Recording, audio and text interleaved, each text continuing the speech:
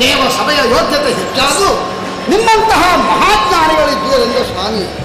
ಸ್ವರ್ಗದಲ್ಲಿದ್ದಂತಹ ನಾವೆಲ್ಲ ಸಮಸ್ತ ಲೋಕಗಳ ಆಗುಹೋಗುಗಳ ಬಗ್ಗೆ ಚಿಂತಿಸುತ್ತಾ ಇರಬೇಕಾದ್ರೆ ಮಾಧ್ಯ ಕರ್ತವ್ಯವಲ್ಲಿ ಅದಕ್ಕಾಗಿ ನಿಮ್ಮಲ್ಲೆಲ್ಲರೂ ಕೂಡಿಸಿ ಭೂಲೋಕದ ಮನುಷ್ಯರ ವ್ಯವಹಾರ ಬಗ್ಗೆ ಸ್ವಲ್ಪ ಯೋಚಿಸೋಣ ಎಂಬಂತ ಅಭಿಪ್ರಾಯ ನನ್ನಲ್ಲಿ ಹುಟ್ಟಿಕೊಂಡಿದೆ.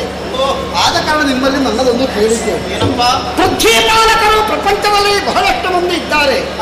ಆದರೆ ಒತ್ತಡದ ಕಾಲದಲ್ಲಿ ದರೆಯನ್ನಾಡುವಂತ ಅರಸು ಮಕ್ಕಳ ಪೈಕಲ್ಲಿ ಸತ್ಯಸಂಧನು, ನಿಷ್ಠಾವಂತನು, ಧರ್ಮಾರ್ಥನು, ಪ್ರಜಾರಂಜಕನು ಯಾರು ಎಂಬುದನ್ನು ಕಾಣುವಂತ ಆಶೆ ನನಗಾಗಿದೆ.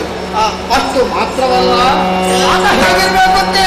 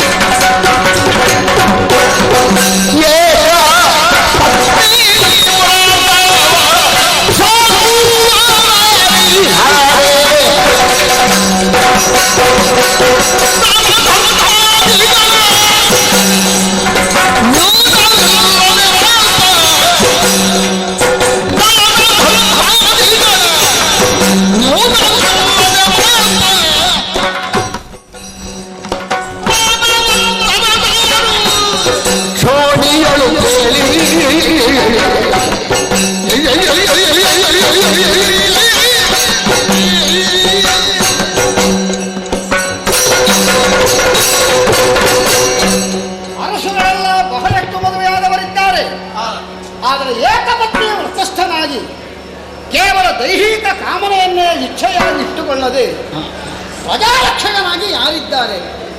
ಅಷ್ಟಲ್ಲದೆ ಒಂದೇ ಮಾತು, ಏಕ ಮಾತಿನಲ್ಲಿ ಇವತ್ತು ಹೀಗೆ ನಾಳೆ ಹಾಗೆ ಅಂತ ಹೇಳುವವರು ಅದು ಒಂದೇ ಸತ್ಯವನ್ನು ಆಗಬೇಕು. ಯಾರ ಯಜ್ಞಾದಿಗಳನ್ನು ಮಾಡುತ್ತೆ ಗೋಬ್ರಾಹ್ಮಣರನ್ನು ಪೂಜಿಸುವಂಥವರು ಉತ್ತಮವಾದಂತಹ ಶ್ರೇಷ್ಠರಸಗಳು ಯಾರು, ಅಂಥವರು ಯಾರು ಅಂತ ನಮಗೆ ಗೊತ್ತಾದರೆ ಅವರೇ ಒಳ್ಳೆಯ ಮನ್ನಣೆಯನ್ನು ಕೊಡೋಣ ಎಂಬಂತಹ ಯೋಜನೆಯನ್ನು ನಾನು ಹಾಕಿದ್ದೇನೆ. ಆದರೆ ನನ್ನ ಸ್ವಾಮಿ ಗುರುಗಳೇ, ಮಹರ್ಷಿಗಳೇ, ನೀವೆಲ್ಲ ಯೋಚನೆ ಮಾಡಿ ನನಗೆ ಒದಗಿದಂಥ ಈ ಸಮಸ್ಯೆಯನ್ನು ಪರಿಹರಿಸಿಕೊಡಬೇಕು ಅಂತ ನಿಮ್ಮೆಲ್ಲರಲ್ಲಿಯೂ ನನ್ನ ವಿಜ್ಞಾಪನೆಯನ್ನು ಉತ್ತರ ಕೊಡಿ ಸ್ವಾಮಿ.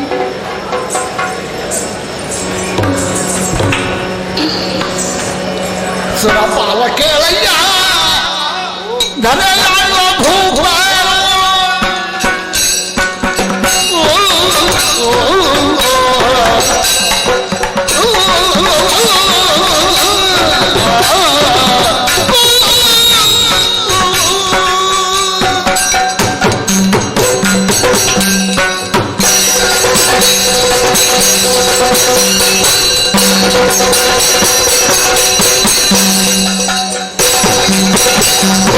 ಸುರಪಾಲ ಕೇಳಯ್ಯ ಧನಯಾಳ ಭೂಪ ತರಣಿ ಮೂಲದ ಶ್ರೀಶಂಕು ತರಣಿ ಮೂಲದ ಶ್ರೀಶಂಕು ತರಣ ಹರಿಶ್ಚಂದ್ರ ಭೂಮಧುರಧೀರ ತರಣ ಹರಿಶ್ಚಂದ್ರ ಭೂಮಧುರಧೀರ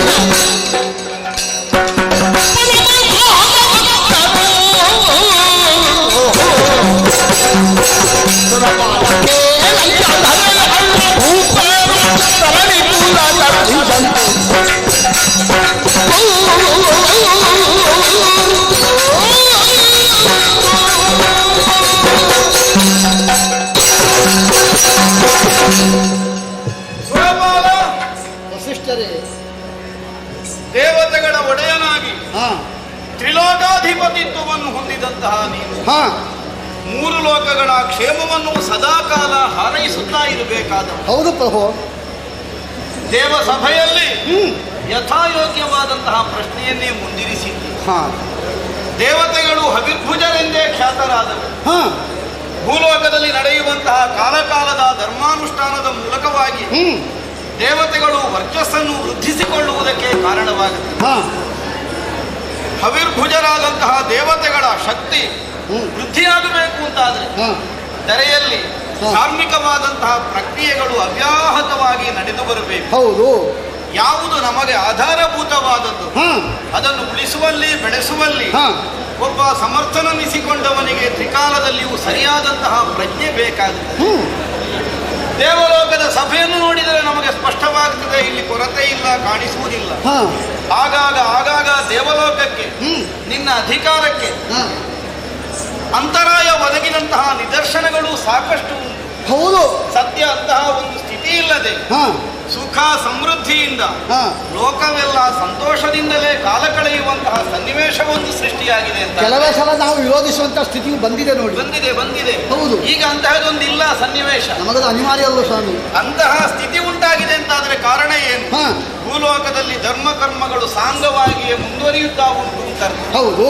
ಇಂತಹದೊಂದು ವ್ಯವಸ್ಥಿತವಾಗಿ ಭೂಲೋಕದ ನಡತೆ ಆಗಬೇಕು ಅಂತಾದ್ರೆ ಆದರೆ ಅದಕ್ಕೆ ಹಿನ್ನೆಲೆಯಲ್ಲಿ ಪ್ರಧಾನವಾಗಿ ಕಾರಣವುಳ್ಳವ ಹಾ ಕೇವಲ ಕರ್ಮವನ್ನೆಸಗುವಂತಹ ಒಬ್ಬ ಕರ್ಮಿ ಮಾತ್ರ. ಹಾ ಆ ಕರ್ಮಕ್ಕವನನ್ನು ಪ್ರಚೋದಿಸುವಲ್ಲಿ ಹಾ. ಅಥವಾ ಅದರಿಂದ ವ್ಯತಿರಿಕ್ತವಾದಂತಹ ನಡೆಯನ್ನು ಒಪ್ಪಿಕೊಳ್ಳದೇ ಇದ್ದಂತಹ ಭಯವನ್ನು ಹುಟ್ಟಿಸುವಲ್ಲಿ ದಂಡಧರನಾದಂತಹ ಒಬ್ಬ ಕ್ಷತ್ರಿಯನ ಅವಶ್ಯಕತೆ ಇದ್ದೇ ಇದೆ. ಕಾಲವನ್ನು ನಿಯಂತ್ರಿಸುವುದಕ್ಕೆ. ಆದ್ದರಿಂದಲೇ ಹಾ ಭೂಲೋಕದಲ್ಲಿ ಧರ್ಮ ಕರ್ಮಗಳು ಸಾಂಗವಾಗಿ ಮುನ್ನಡೆಯುತ್ತಿವೆ ಅಂತಾದ್ರೆ ಹಾ ರಾಜ ಕಾಲಸ್ಯ ಕಾರಣಂ ಅನ್ನುವಂತಹ ವೃತ್ತಿಯಂತೆ ಹಾ. ರಾಜನಾದವನೇ ಅದರ ಕಾರಣ ಸ್ಥಾನದಲ್ಲಿದ್ದಾನೆ ಅನ್ನುವಂತಹ ನಿಲುಮೆಯನ್ನು ನೀನು ಹೊಂದಬೇಕಾದದ್ದು ಸಹಜ, ಸ್ವಾಭಾವಿಕ. ಅಲ್ವೇ? ಹಾಗಿದ್ರೆ ಯಾರು ಅಂತ ಅಂಥವನು ಯಾರು? ಅಯ್ಯ, ಹಾ ಯಾವನನ್ನು ನೋಟ ಬಿಟ್ಟು ನೀನು ಪ್ರಶ್ನೆಯನ್ನು ಮುಂದಿಟ್ಟ ಹಾಗೆ ನನಗೆ ಅನ್ನಿಸ್ತದೆ. ಧಾರ್ಮಿಕ ಕೆಲಸ ಮಾಡುವವರು ಬಹಳಷ್ಟು ಮಂದಿ ಇರ್ತಾರೆ ಗುರುಗಳೇ. ಹಾ. ಆದ್ರೆ ಉದ್ದೇಶ ಒಂದೊಂದಿರೋದಿಲ್ಲ. ಇರ್ತದೆ ಅಲ್ವೇ? ಸ್ವಾರ್ಥದ ಲೇಪವಿಲ್ಲದೆ ಹೌದು. ಪರಾರ್ಥವೇ ಬಹಳ ತುಂಬಿದ್ದುಕೊಂಡು ಹಾ. ಲೋಕಹಿತವನ್ನೇ ಪರಮಲಕ್ಷ್ಯವನ್ನಾಗಿರಿಸಿಕೊಂಡು ಯಾವನು ಕಾರ್ಯವನ್ನೆಸಗುತ್ತಾನೆಯೋ ಹಾಗಾಗಿ ಲೋಕಕ್ಕೆ ಮಂಗಲಪ್ರದವಾದಂತಹ ಫಲವನ್ನು ಕಾಣುವಂತಹ ಅವಕಾಶ ಸಿದ್ಧವಾಗುತ್ತದೆ. ಹಾ ಯಾರು ಅಂತಹ ರಾಜ ಕೇಳಿದ್ರೆ ಹಾ. ಸ್ಪಷ್ಟವಾದಂತಹ ಉದಾಹರಣೆ ಉಂಟು. ಹೇಳಿ ಗುರುಗಳೇ. ಭೂಲೋಕದಲ್ಲೇ ಖ್ಯಾತಿವೆತ್ತಂತಹ ವಂಶ ತರಣಿ ವಂಶ ಅನ್ನುವುದು ಹೌದು. ಕೇವಲ ಭೂಲೋಕಕ್ಕೇನು, ಹ್ಮ್ ಸೂರ್ಯವಂಶದ ಒಬ್ಬೊಬ್ಬ ಚಕ್ರವರ್ತಿಯು ಹ್ಮ್ ದೇವ ಮನ್ನಣೆಯನ್ನು ಗಳಿಸಿದವ ಅನ್ನುವುದು ನಿರ್ವಿವಾದ, ನಿನಗಿದು ಚೆನ್ನಾಗಿ ಗೊತ್ತು. ಓಹೋ. ಏನುಂಟು ಕೋಸಲದಲ್ಲಿ ಅಯೋಧ್ಯೆಯಲ್ಲಿ ಕೇಳಿದರೆ ಹಾ ದೇವ ಮಂದಾರದ ಸೌಗಂಧ ಅನವರತ ಹಾ. ಆ ಕೋಸಲವನ್ನು ಆವರಿಸಿಕೊಂಡಿರ್ತದೆ. ಹ್ಮ್. ಇದಕ್ಕೆ ಕಾರಣ ಏನು? ಹ್ಮ್. ಒಬ್ಬೊಬ್ಬ ಚಕ್ರವರ್ತಿಯು ದೇವ ಯೋಗ್ಯತೆಯ ಕಾರ್ಯವನ್ನೆಸಗಿ ಹಾ ದೇವರಾಜನಾದಂತಹ ನಿನ್ನಿಂದಲೇ ಹಾ ಮಂದಾರ ಮಾಲಿಕೆಯ ಸಮರ್ಪಣೆಯ ಮನ್ನಣೆಯನ್ನು ಕೈಗೊಳ್ಳುವವನಾಗುತ್ತಾರೆ. ಪಡೆದಿದ್ದಾರೆ. ಆದ್ದರಿಂದ ಹಾ. ಸದಾಕಾಲ ಮಂದಾರದ ಸೌಗಂಧದ ಸೌರಂಭ ತುಂಬಿರುವಂತಹ ಅಯೋಧ್ಯೆ ಹಾ. ಹೀಗೆ ಪ್ರಪಂಚದಲ್ಲಿ ಗುರುತಿಸಲ್ಪಟ್ಟಿದೆ. ಹೌದು. ಅಂತಹ ತರಣಿ ವಂಶದಲ್ಲಿ ಹ್ಮ್ ತ್ರಿಶಂಕುರಮಾರನಾದ ಹಾ ಹರಿಶ್ಚಂದ್ರ ನಾಮಕನಾದವನು ಹಾ. ಪ್ರಸಕ್ತ ಅಧಿಕಾರವನ್ನು ನಡೆಸ್ತಾ ಇದ್ದಾನೆ. ಹಾ ಹಾ ಯಾ ಸ್ವಾಮಿ, ಕೇಳಿದೆಯಲ್ಲ ಭೂಲೋಕದ ನಡೆಯ ಬಗ್ಗೆ. ಅವನ ಪರಾಕ್ರಮ, ಸತ್ಯಸಂಧತೆ, ಹಾ. ಏಕಪತ್ನಿವ್ರತ ಅದೆಲ್ಲ. ಅಯ್ಯೋ, ಏನು ಹೇಳ್ತೀಯ ಅವನ ಬಗ್ಗೆ?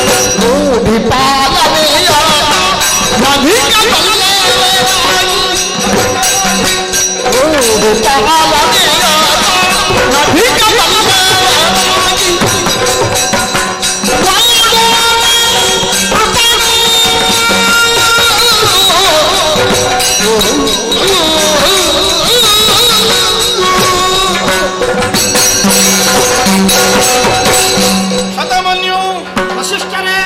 ಏಕವಚನದಿ ದಿನವನ್ನು ಒಪ್ಪುವವರು ಯಾರಿಹರು? ಹಾ ಈ ಪ್ರಶ್ನೆಯನ್ನು ನೀನು ಈ ದೇವಸಭೆಯಲ್ಲಿ ಇರಿಸಿ ಹೌದು.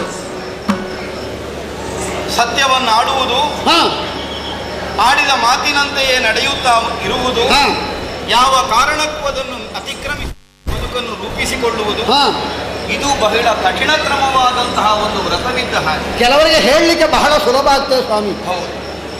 ಕರ್ಮದಿಂದಲಾಗಲಿ, ಹೌದು. ಮನಸ್ಸಿಂದಲಾಗಲಿ, ಹಾ ವಚನದಿಂದಲಾಗಲಿ ಹಾ ಯಾವನು ಹಾ. ಏಕತ್ರವಾದಂತಹ ನಿರ್ಣಯವನ್ನು ಹೊಂದುತ್ತಾನೆಯೋ ಹಾ. ಅವನು ಮಹಾತ್ಮನಾಗಿ ಗುರುತಿಸಲ್ಪಡ್ತಾನೆ. ಹ್ಮ್ ಹರಿಶ್ಚಂದ್ರನ ಕುರಿತಾದಂತಹ ಈ ಖ್ಯಾತಿಯನ್ನು ನಿನ್ನಲ್ಲಿ ಬಿತ್ತರಿಸುವುದಕ್ಕೆ ಕಾರಣವಾದದ್ದು ಏನು? ಅರಿಯದೆ ಆಡುವುದಿಲ್ಲ, ಹ್ಮ್ ಹ್ಮ್ ಆಡಿದ್ದನ್ನು ಮತ್ತೆ ತಪ್ಪುವುದಿಲ್ಲ. ಹ್ಮ್ ಈ ನಿಲುಮೆಯನ್ನು ಜೀವನದಲ್ಲಿ ಹೊಂದಿದವ. ಹಾ. ಸತ್ಯವನ್ನಾಡುವುದು ಅಂದ್ರೆ ಏನು? ಹ್ಮ್ ಕೇವಲ ಮಿಥ್ಯಾ ಪ್ರಪಂಚವೆಂದೇ ಗುರುತಿಸಲ್ಪಡುವಂತಹ ಭೂಲೋಕ, ಹೌದು. ಅದು ಮಿಥ್ಯಾ ಪ್ರಪಂಚ ಅಂತಲೇ ಗುರುತಿಸಲ್ಪಡುವುದು. ಹಾ ಯಾಕೆಂದ್ರೆ ಬ್ರಹ್ಮಾನುಸಂಧಾನವನ್ನು ನಡೆಸಿದಂತಹ ಒಬ್ಬಾತ ಬ್ರಹ್ಮಋಷಿ ಹ್ಮ್. ಭೂಲೋಕವನ್ನು ಸತ್ಯ ಪ್ರಪಂಚ ಅಂತ ಒಪ್ಪಲಿಕ್ಕಿಲ್ಲ. ಇಲ್ಲ. ಆ ಮಿಥ್ಯಾ ಪ್ರಪಂಚವೆಂದೇ ಗುರುತಿಸಲ್ಪಡುವಂತಹ ಭೂಲೋಕದಲ್ಲಿ ಹಾ ಪ್ರಾತಿಭಾಸಿಕವಾದಂತಹ ಸತ್ಯವನ್ನಾದರೂ ಅಂಗೀಕರಿಸುವುದರ ಮೂಲಕವಾಗಿ ಹಾ. ಜೀವನದ ದೃಢತೆಯನ್ನು ಸಾಧಿಸುವಂತಹ ಉದ್ದೇಶವನ್ನು ಹೊಂದಿದ ಹಾ ಚಂದ್ರ. ಹಾ ಆದದ್ದರಿಂದಲೇ ಹಾ. ಅವನ ಸತ್ಯವು ವ್ರತವಾಗಿ ಹಾ. ಇಂದು ಪ್ರಪಂಚದಲ್ಲಿ ಗುರುತಿಸಲ್ಪಟ್ಟಿದೆ. ಓಹೋ. ಏಕಪತ್ನಿ ವ್ರತಸ್ಥನಾಗಿ ಹಾ ಪರಸ್ತ್ರೀಯರನ್ನೆಲ್ಲ ಮಾತೃವತ್ ಭಾವನೆಯಿಂದ ಕಾಣಬಲ್ಲಂತಹ ಯೋಗ್ಯತೆಯನ್ನು ಉಳಿಸಿಕೊಂಡವನಾಗಿ ಹ್ಮ್ ರೂಢಿ ಪಾಲನೆಯಲ್ಲಿಯೂ ಅಧಿಕ ಅನ್ನಿಸಿ. ಹಾ. ಕೆಲವರಲ್ಲಿ ಒಂದೊಂದು ಗುಣ ಇರ್ತದೆ. ಹಾ. ಸತ್ಯ ವಚನರಿದ್ದಾರೆ ಪ್ರಪಂಚದಲ್ಲಿ. ಹೌದು. ಏಕಪತ್ನಿ ವ್ರತಸ್ಥರಾಗಿ ಕಾಲವನ್ನು ಕಳೆದವರು ಹರಿಶ್ಚಂದ್ರನಿಗಿಂತ ಮುನ್ನ ಅದೆಷ್ಟೋ ರಾಯರುಗಳು ಆಗಿ ಹೋಗಿದ್ದಾರೆ. ಹೌದು. ಎಲ್ಲ ಗುಣಗಳು ಏಕತ್ರವಾಗಿ ಒಬ್ಬನಲ್ಲಿ ಮೇಳೈಸಿ ಬರಬೇಕು ಅಂತಾದ್ರೆ ಆದ್ರೆ? ಅದು ಅಪೂರ್ವವಾದಂತಹ ಒಂದು ಅವಕಾಶ ಅಂತ ಅರ್ಥ. ತ್ರಿಲೋಕಗಳು ಹರ್ಷಿಸಬಹುದಾದಂತಹ ಜೀವನದ ಶೀಲತೆಯನ್ನು ಹಾ. ತನ್ನಲ್ಲಿ ಸ್ಥಿರವಾಗಿ ಉಳಿಸಿಕೊಂಡಿರುವಂತಹ ಹ್ಮ್. ಆ ಹರಿಶ್ಚಂದ್ರ ಹಾ ಕಾಲಾಬಾಧಿತವಾದಂತಹ ಸತ್ಯವಾಗಿ ಹಾ ತಾನೊಬ್ಬ ದೃಢವ್ರತನಾಗಿ ಹ್ಮ್ ಶುದ್ಧ ಚಾರಿತ್ರ್ಯವುಳ್ಳವನಾಗಿ ಶೀಲವಂತನಾಗಿ ಹ್ಮ್. ಪ್ರಸಕ್ತ ಪ್ರಪಂಚದಲ್ಲಿ ಹಾ. ತನ್ನ ವರ್ಚಸ್ಸಿನಿಂದಲೇ ಬೆಳಗುತ್ತಿರುವ ಹಾ. ಮಾತ್ರ ಅಲ್ಲ ಹಾ. ಬಹುಕಾಲ ಹಾ. ಆ ಹೆಸರನ್ನು ಸ್ಥಾಯಿಯಾಗಿ ಉಳಿಸಬಲ್ಲ ಹಾ. ಎಲ್ಲ ಗುಣವನ್ನು ಅವ ಹೊಂದಿದವ ಹಾ. ಅಂತಹ ದೃಢವ್ರತನಿ. ಓಹೋ, ನಿಮ್ಮ ಮಾತು ಬಹಳ ಒಳ್ಳೆಯದಾಗಿದೆ. ಸಭಿಕರೆಲ್ಲರೂ ಈ ಮಾತು ಕೇಳಿರಬೇಕು.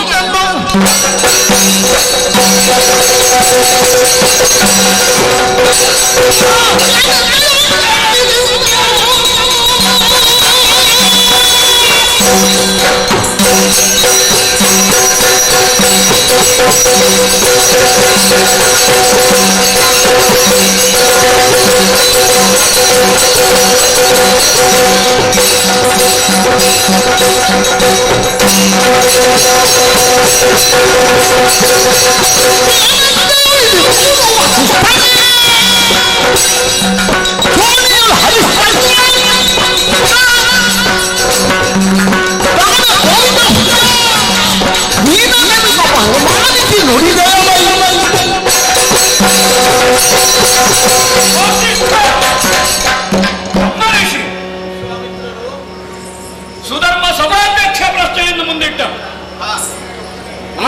ಆತುರದಿಂದ ಉತ್ತರಿಸುವುದಕ್ಕೆ ಮೇಲೆತ್ತಿ ನೀನು ಸತ್ಯವಂತ ಹರಿಶ್ಚಂದ್ರ. ಹೌದು, ಪ್ರಪಂಚದಲ್ಲಿ ದ್ವಿದಳ ಧಾನ್ಯ ವೃತ್ತ ಅಂತ ಉಂಟು.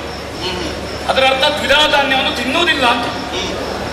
ಸತ್ಯ ವೃತ್ತ ಹರಿಶ್ಚಂದ್ರನಿಗೆ ಸತ್ಯ ಹೇಳುವುದಿಲ್ಲ ಅಂತ ಹೇಳಿದೆಯಲ್ಲ ನೀನು. ಮಗ ಒಬ್ಬ ಹುಟ್ಟಿದ್ರೆ ವರ್ಣದೇವರಿಗೆ ಅರ್ಪಿಸ್ತೇನೆ, ಸುಳ್ಳೆಲ್ಲಿ ಕೊಡುವುದಿಲ್ಲ ಅಂತ ಹೇಳಲಿಲ್ಲ. ವರ್ಣದೇವರು ಬರುವಾಗ ಕಾರಣ ಹೇಳುವುದು. ಶಿಶು ನಾಮಕರಣ ಮಾಡಲಿಲ್ಲ, ಹಲ್ಲು ಬೀಳಲಿಲ್ಲ, ಹಲ್ಲು ಹುಟ್ಟಲಿಲ್ಲ, ದ್ವಿದಳ ಧಾನ್ಯ ವೃತ್ತ. ಸುಳ್ಳು ಹೇಳಲಿಲ್ಲ ಹರಿಶ್ಚಂದ್ರ, ಕೊಡುವುದಿಲ್ಲ ಅಂತ ಹೇಳಲೇ ಇಲ್ಲ. ನೆಪವನ್ನು ಹೇಳಿದ. ಯಜ್ಞಾದಿ ಕರ್ಮಗಳಿಗೆ ನೆಪವನ್ನು ಹೇಳಕೂಡದು, ದೈತ್ಯ ಗುರುಗಳಾದಂತಹ ಆಚಾರ್ಯ ಶುಕ್ರರು ಪ್ರಪಂಚಕ್ಕೆ ಹೇಳಿದ್ದಾರೆ. ಹರಿಶ್ಚಂದ್ರನಿಗೆ ಗೊತ್ತಿಲ್ಲ ಅದರ ಪರಿಣಾಮ ಏನು. ಪ್ರಶ್ನೆ ಕೇಳಲಿಕ್ಕೆ ಇಂದ್ರ ತಾನು ಕೈತೊಳು ಕೊಡುವುದು, ಪಂಚಗವ್ಯತೆ ಕೊಡುವುದು. ಇಂದ್ರ ಯಾಕೆ ಹರಿಶ್ಚಂದ್ರನ ಮಗನಿಗೆ ಊರು ಬಿಡು ಅಂತ ಹೇಳಿದ ಅವ ಊರು ಬಿಟ್ಟು ಹೋದ, ತಿರುಗಾಡಿದ. ನೊಂದ ವರುಣದೇವ ಪ್ರಪಂಚಕ್ಕೆ ಮಳೆಯನ್ನು ಕೊಡದೆ ಬರಗಾಲದಿಂದ ತತ್ತರಿಸಿ ಹೋಯಿತು. ಪ್ರಜೆಗಳನ್ನು ಮಕ್ಕಳಂತೆ ಕಾಣಬೇಕು ಒಬ್ಬ ಅರಸನಾದವ. ಪ್ರಜೆಗಳೇ ಬಡತನದಿಂದ ತತ್ತರಿಸಿ ಹೋಗಿದ್ದಾರೆ. ಅಲ್ಲದೆ ಇದ್ರೆ ಅಜೀಗರ್ತ ತನ್ನ ಮಗನನ್ನು ಮಾರಬೇಕ, ಮಧ್ಯಮ ಪುತ್ರನನ್ನು ಮಾರಿದ. 50,000 ಗಾವುಗಳನ್ನು ಪಡ್ಕೊಂಡ. ಹರಿಶ್ಚಂದ್ರ ಹೋಗಿ ಪಡ್ಕೊಂಡದ್ದು ಅಲ್ಲ, ಜೀವಗಳ್ಳರಾಗಿ ತಾನು ಬದುಕಲಿಕ್ಕೆ ಬೇಕಾಗಿ ಮಗ ಮಾಡಿದ ವ್ಯವಹಾರ. ಇವನು ಮನೆಯಿಂದ ಹೊರಗೆ ಬರಲಿಲ್ಲ. ನಾನವಾಗ ಅವನಿಗೆ ಆಶೀರ್ವಾದ ಮಾಡಿದ್ದು, ಮಂತ್ರಾಕ್ಷರ ಕೊಟ್ಟದ್ದು ವಿಶ್ವಾಮಿತ್ರ. ನನ್ನ ಬಳಿಗೆ ಬಂದು ಬೇಡಿದವ, ಏನು ಮಾಡುವುದು ಗುರುಗಳೇ? ಅವನಿಗೆ ಕಿವಿಯಲ್ಲಿ ಹೇಳಿದೆ ನಾನು, ಹೀಗೆ ಮಾಡು ನೀನು. ಯೂಪಸ್ತಂಭಕ್ಕೆ ಕಟ್ಟಲಿಕ್ಕೆ ಪುನಃ 50,000 ತಗೊಂಡಿದ್ದಾನೆ ಅವ ಬಡತನ. ತನ್ನ ಪ್ರಭುವಾಗಿದ್ದ ಹರಿಶ್ಚಂದ್ರನ ಪ್ರಜೆಗಳು ಸಪ್ತ ದ್ವೀಪಾಂಕಿತವಾದಂತಹ ಬಿರುದು ಚಕ್ರವರ್ತಿತ್ವ ಪದವಿ ಹರಿಶ್ಚಂದ್ರನದ್ದು. ಪ್ರಜೆಗಳು ಹೊಟ್ಟೆಗೆ ಹಿಟ್ಟಿಲ್ಲದೆ ಮಕ್ಕಳನ್ನು ಮಾರುವ ಸ್ಥಿತಿಗೆ ಬಂದಿದೆ ಅಂತಾದ್ರೆ ಏನು ಆಡಳಿತ, ಏನು ಪ್ರಜಾರಂಜನೆ, ಏನು ಪ್ರಜಾವಾತ್ಸಲ್ಯ, ಏನು ದಾನ, ಏನು ಧರ್ಮ ಹರಿಶ್ಚಂದ್ರನದ್ದು ಇಲ್ಲ.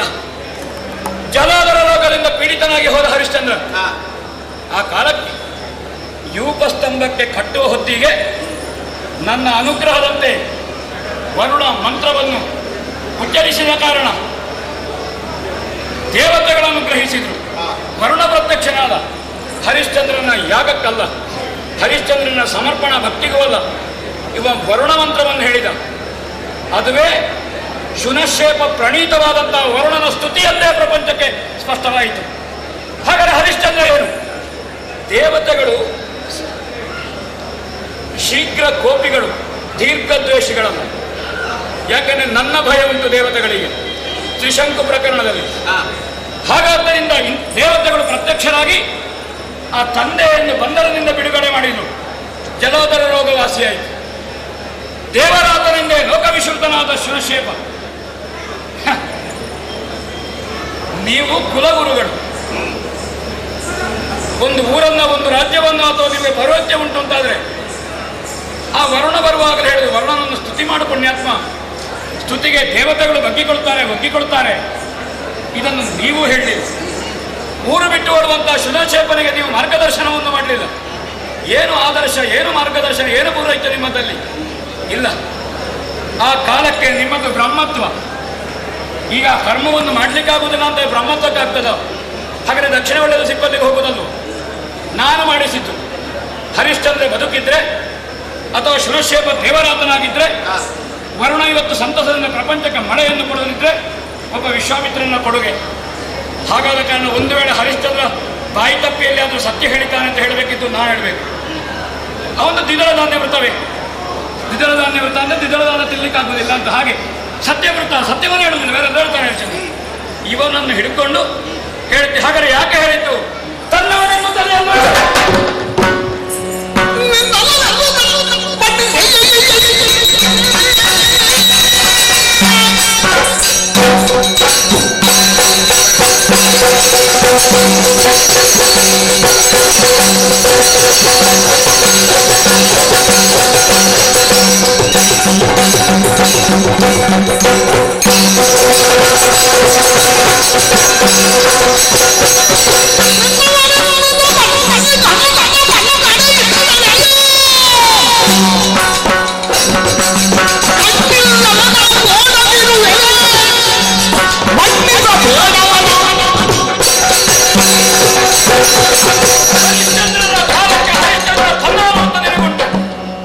ಹರಿಶ್ಚಂದ್ರನ ಹಬ್ಬ ತ್ರಿಶಂಕುವಿನ ಕಾಲಕ್ಕೆ ಇಲ್ಲದೆ ಹೋಯಿತು.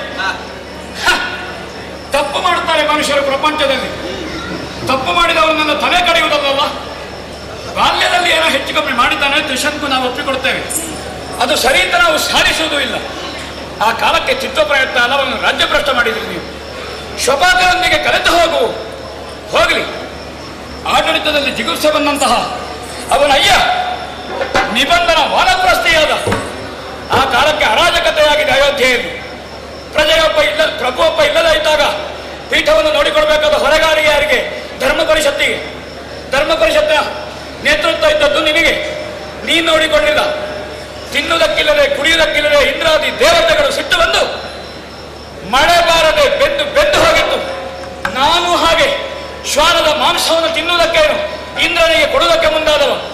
ಇದೇ ಇಂದ್ರನ ಹತ್ರ ಕೇಳಿದೆ, ಯಾಕೆ ನಾಯಿ ಮಾಂಸ ಕೊಡ್ತಿ, ಹೋಗಿ ವಸಿಷ್ಠನ ಹತ್ರ ಕೇಳು ಅಂತ ಹೇಳಿದೆ ಈ ದೇವೇಂದ್ರನ ಹತ್ರ. ಅವಾಗ ಬರಗಾಲ ಬಂದಿದೆ. ಆ ಕಾಲಕ್ಕೆ ಏನಾದರೂ ಮಾಡಿದೆಯೇ ವಸಿಷ್ಠ ನೀನು? ಪ್ರಪಂಚ ಸುಟ್ಟು ಹೋಗುವ ಕಾಲಕ್ಕೆ ಯಜ್ಞಾದಿ ಕರ್ಮಗಳನ್ನು ಕೈಗೊಳ್ಳಬೇಕಾದಂತಹ ಸಂದರ್ಭದಲ್ಲಿ ಸಮಿತಿಲ್ಲ, ಆಜ್ಯವಿಲ್ಲ, ಏನೂ ಇಲ್ಲ, ಮರುಭೂಮಿ ಆಗಿದೆ. ಒಬ್ಬ ಧರ್ಮ ಪರಿಷತ್ತಿನ ಮುಖಂಡನಾಗಿ ಅಯೋಧ್ಯೆಯ ಪೌರೋಹಿತ್ಯ ತಮಗಿದ್ದು ಸುಮ್ಮನೆ ಕುಳಿತಂತಹ ವಸಿಷ್ಠ ನೀನು. ಪಾಪ ತ್ರಿಶಂಕು ಬಂದ, ಅಭಿಷೇಚನವಾಯಿತು. 99 ಅಶ್ವಮೇಧ ಆಗುವನ್ನಾರು ಸುದ್ದಿಲ್ಲ ನಿನ್ನದ್ದು. 100ನೇದಾಗುವ ನಿನಗೆ ಆಗುವುದಿಲ್ಲ. ಆಗ ಮಾಡುವ ಯಾರು ಅಂತ ಹೇಳಬೇಡುವ. ಮಕ್ಕಳು ಶಪಿಸಿದ್ರು, ನಿನಗೂ ಸಿಟ್ಟು. ಒಬ್ಬ ಪ್ರಯತ್ನದಿಂದ ಏನೋ ಮಾಡ್ತಾನೆ. ದಲಿತನೋ ದೀನನೋ ಉತ್ಕರ್ಷಕ್ಕೂ ಇಷ್ಟವಾದಂತಹ ಬದುಕು. ಹಾಗಾದ್ರೆ ನಾವು ಏನು ಮಾಡಬೇಕು? ಇಂದ್ರನಿಗೆ ತೊಂದರೆ ಇಲ್ಲ. ಈ ಕಲ್ಪಕ್ಕೆ ದೇವೇಂದ್ರ ಅವನೇ. ದೇವೇಂದ್ರನಿಗೆ ಏನು ಸ್ಥಾನ ದೋಷ ಬರಲಿಲ್ಲ. ಮುಂದಿನ ಕಲ್ಪಕ್ಕೆ ಏನೋ ಆಗ್ತದೆ. ಆಗಲೈತೆ ಇಂದ್ರ ನೋಡಿಕೊಳ್ತಾನೆ. ಇಂದ್ರನಿಗೆ ಸ್ಥಾನಮಾನ ಕೊಟ್ಟ 3 ಮೂರ್ತಿಗಳಿದ್ದಾರೆ ನಿರ್ಣಯಿಸುವುದಕ್ಕೆ. ಅವ ಮೇಲ್ಮುಖನಾಗಿ ಹೋಗುವುದಕ್ಕೆ ಪ್ರಯತ್ನ ಪಟ್ಟಿದ್ದಾನೆ. ಒಂದು ನಮ್ಮ ಹತ್ರ ಇದ್ರೆ ದೇಣಿಗೆ ಕೊಡುವುದು, ಕೊಡದೇ ಇದ್ರೆ ಇಲ್ಲ ಅಂತ ಹೇಳುವುದು. ಅವರನ್ನು ಶಪಿಸುವುದಲ್ಲ. ನೀವು ಹೋಗಲೇಬೇಡ ಅಂತ. ತನಗೆ ಹೋಗಲಿಕ್ಕೆ ಆಗುದಿಲ್ಲ, ಮತ್ತೊಬ್ಬ ಕಳಿಸುವುದಿದ್ರೆ ನೀವು ಹೋಗಕೂಡದು. ವಿಶ್ವಾಮಿತ್ರ ತ್ಯಾಗ ನಮ್ಮದ್ದು, ದೇಣಿಗೆ ನಮ್ಮದ್ದು. ಆರ್ಜಿಸಿಕೊಂಡ ಪುಣ್ಯದ ತಪಸ್ಸಿನ ಫಲರೂಪವಾಗಿ ನಿನ್ನ ಶಿಷ್ಯನಾದಂತಹ ತ್ರಿಶಂಕುವಿಗೆ ಅದನ್ನು ಕೊಟ್ಟು ತ್ರಿಶಂಕು ಸ್ವರ್ಗವನ್ನು ನಿರ್ಮಾಣ ಮಾಡಿದ್ದೇವೆ. ಅದು ವಿಶ್ವಾಮಿತ್ರ ಪ್ರತಾಪ. ನಾ ಹೊರಗೆ ನಿಂತು ಆ ವಿಶ್ವಾಮಿತ್ರನನ್ನು ನೋಡಿದರೆ ನನಗೆ ಮೈ ರೋಮಾಂಚನಗೊಳ್ಳುತ್ತದೆ, ಗೊತ್ತುಂಟ? ಅಷ್ಟು ಮಾಡಿ ಹೇಳುದು, ನಾನು ಮಾಡದೇ ಹೇಳುವುದಲ್ಲ. ಹಾಗಾದ್ರೆ ಏನು? ತ್ರಿಶಂಕುವಿನ ಕಾಲಕ್ಕೆ ನಿನ್ನವನಲ್ಲ ಅವ. ಹರಿಶ್ಚಂದ್ರನ ಕಾಲಕ್ಕೆ ಹರಿಶ್ಚಂದ್ರ ನಿನ್ನವ. ವಸಿಷ್ಠ ಹೀಗೆ ಮಾತು ಸುಳ್ಳಿನ ಸರಮಾಲೆ. ಯಜ್ಞಕರ್ಮದಲ್ಲೇ ಹಿಂದುಳಿದನು. ದೇವತೆಗಳಿಗೆ ಮೋಸ. ಮಕ್ಕಳನ್ನು ಮಾರಿದ್ದು ಸರಿ ಅಂತ ಕಡೆಗೆ ಮಾರಿದವನಿಗೂ ಪಿಶಾಚತ್ವ ಬಂದಿದೆ. ಅಜಿಗರ್ತನಿಗೆ ತಪಸ್ಸಿನ ಮೂಲಕವಾಗಿ ಮತ್ತೆ ಪಿಶಾಚತ್ವ ಹೋದದ್ದು. ಅವನದ್ದು ತಪ್ಪು, ಇವನದ್ದು ತಪ್ಪು, ಇವನದ್ದು ತಪ್ಪು, ಪುರೋಹಿತನದ್ದು ತಪ್ಪು, ಎತ್ತದ್ದು ತಪ್ಪು, ಮತ್ತೆ ಸತ್ಯ ಹೇಳೋದು ಯಾರು? ದೇವೇಂದ್ರ ಕೈ ತೊಳ್ಕೊಳ್ಳಿಕ್ಕೆ ಕುತ್ತಿಗೆ ಕೈ ಹಾಕಿ ನೋಕಿದ್ದು ದೇವೇಂದ್ರ, ತ್ರಿಶಂಕುಗೆ ಹೊಡೆದದ್ದು ದೇವೇಂದ್ರ. ಒಟ್ಟು ಸೇರಿ ನಿಮ್ಮದ್ದು ಒಳನೋಟ. ಇಂದ್ರ, ನೀ ತಲೆಬಿಸಿ ಮಾಡಬೇಡ, ಅಲ್ಲ ನೀ ತಲೆಬಿಸಿ ಮಾಡಬೇಡ. ನೀವು ಇಷ್ಟು ಹೇಳಿದ್ದು ಒಳ್ಳೇದಾಯ್ತು. ನಾನು ನಿನಗೆ ಒಳ್ಳೆದಾಯ್ತು ಅಂತ ಲೆಕ್ಕ ನಾನು ಹೇಳಿದ್ದು. ಅಲ್ಲ ಅವ್ರಿಗೆ ಸ್ವಲ್ಪ ಗೊತ್ತಾಗಲಿ ಅಂತ. ಅಲ್ಲ ನಿನಗೆ ಗೊತ್ತಾಗಿದೆ ಅಂತ ಹೇಳಿದ್ದು ನಾನು. ನನಗೆ ಏನು ಅಂತೇಳಿ ಅರ್ಥ ಆಗಲಿ. ವೃತ್ರಾಭಿಯಮಿ ಸತ್ಯವಿದನು ತಲಿ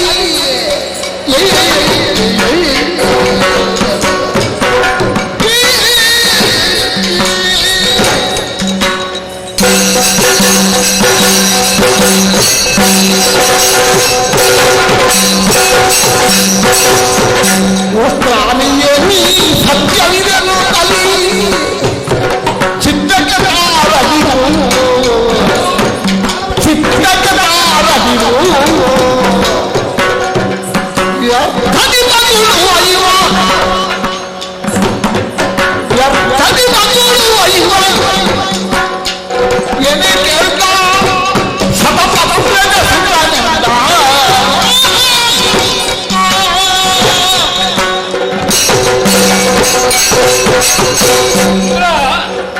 ವಿಶ್ವಾಮಿತ್ರರೇ, ನನಗೆ ಸಿಟ್ಟು ಬಂದದ್ದು ನಿನ್ನತ್ರ ಅಲ್ಲ, ಹಾ ನೀ ಕೇಳಿದ ಪ್ರಶ್ನೆಗೆ ಸಿಟ್ಟು ಬಂದದ್ದು. ಅಲ್ಲ ಅವರು ತುಂಬಾ ಮಾತಾಡಿದ್ರು ವಸಿಷ್ಠರು. ವಸಿಷ್ಠ ತುಂಬಾ ಮಾತಾಡದೇನು, ಹಾ ದೇವಸಭೆ. ಹೌದು. ನೀವು ಮೊದಲೇ ಮಾತಾಡಿಕೊಂಡು ಸಭೆ ಮಾಡಿದ್ದ ಹೇಗೆ? ಯಾಕೆ? ಯಾಕಂದ್ರೆ ಶುನಶೇಪನ ಪ್ರಕರಣದಲ್ಲಿ ನೀನಿದ್ದಿ, ಹೌದು ತ್ರಿಶಂಕು ಪ್ರಕರಣದಲ್ಲಿ ನೀನಿದ್ದಿ. ಹೌದು. ನೀ ಇಲ್ಲದೆ ಇರುವ ಪ್ರಸಂಗವೇ ಇಲ್ಲ. ಹಾ. ಎಲ್ಲಿ ಹೋದ್ರೂ ನಿನಗೆ ಶಾಪ ಸಿಗುದು, ನಿನಗೆ ಪೆಟ್ಟು ಬೀಳುದು, ನೀ ಓಡುದು. ಅಲ್ಲ ಈಗ ಅಲ್ಲಿಯೂ ನೀವೇ ಇದ್ದೀರಿ ಅಲ್ಲ, ಎಲ್ಲಿ ತ್ರಿಶಂಕು ಸ್ವರ್ಗದ ಪ್ರಕರಣದಲ್ಲಿಯೂ ನೀವು ಇದ್ದೀರಿ ಅಂತದ್ದು ನನ್ನದೇ ಪ್ರಸಂಗ ಅದು. ಅದೇ ಹೇಳಿದ್ದು ನಾನು. ನಮ್ಮದೇ. ನೀವು ಎಂಥದ್ದೆಲ್ಲ ಮಾಡ್ತೀರಿ ಅಂತ ಅದರಲ್ಲಿ ನೋಡಿದ್ದೆ ನಾನು. ನಾನು ಎಂತದ್ದು ಮಾಡ್ಲಿಕ್ಕೆ ಅಂತ ನೀ ಪ್ರಸಂಗ ಇಟ್ಟದ್ದ? ಅಲ್ಲ ಹಾಗಲ್ಲ, ನೀವು ಅಂಥದ್ದನ್ನೂ ಮಾಡ್ತೀರಿ ಅಂತ. ಅಂತದ್ದನ್ನಲ್ಲ, ನಾನು ಅದಕ್ಕಿಂತ ಹೆಚ್ಚಿನದನ್ನ ಮಾಡೇನು. ಈ ಕಲ್ಪದಲ್ಲಿ ನೀನು ಇಂದ್ರ, ಹೌದು ನಿನಗೆ ಸ್ಥಾನಭ್ರಷ್ಟತೆ ಇಲ್ಲ, ಹಾ, ಹಾ. ಏನೋ ಬಡತಾಯಿ ಮಗ, ಹೌದು. ದೇಣಿಗೆ ಪಡ್ಕೊಂಡು ಮೇಲೆ ಬರ್ತೇನೆ ಅಂತಂದ್ರೆ ಯಾರ ಮೇಲೆ ಬರಬಾರ್ದು ಹಾಗಾದ್ರೆ? ಅಲ್ಲ ಮೇಲೆ ಬರಲಿ ಸ್ವಾಮಿ. ಈಗ ನೀವು ಕೂತಲ್ಲಿ ನಾನು ಕೂತ್ಕೊಳ್ಳಿಕ್ಕೆ ಆಗ್ತದ? ಈಗ ನೀನು ಕೂತ್ಕೊಳ್ಳೋದಕ್ಕೆ ಈ ಕಲ್ಪದಲ್ಲಿ ನೀನು ಎಬ್ಬಿಸ್ಲಿಕ್ಕೆ ಆಗ್ತದ? ಅದು ಆಗೋದಿಲ್ಲ. ಮತ್ತೆ ನಿನಗೆ ತಲೆಬಿಸಿ ಅದ್ ಯಾಕೆ? ಮತ್ತೆ ಅವ ಬರುವುದು ಯಾಕೆ? ಅವ ಬರುದು ಯಾಕೆ ಅಂತ ಕೇಳಲಿಕ್ಕೆ ನೀನು ನನ್ನ ಹತ್ರ ಕೇಳುದ?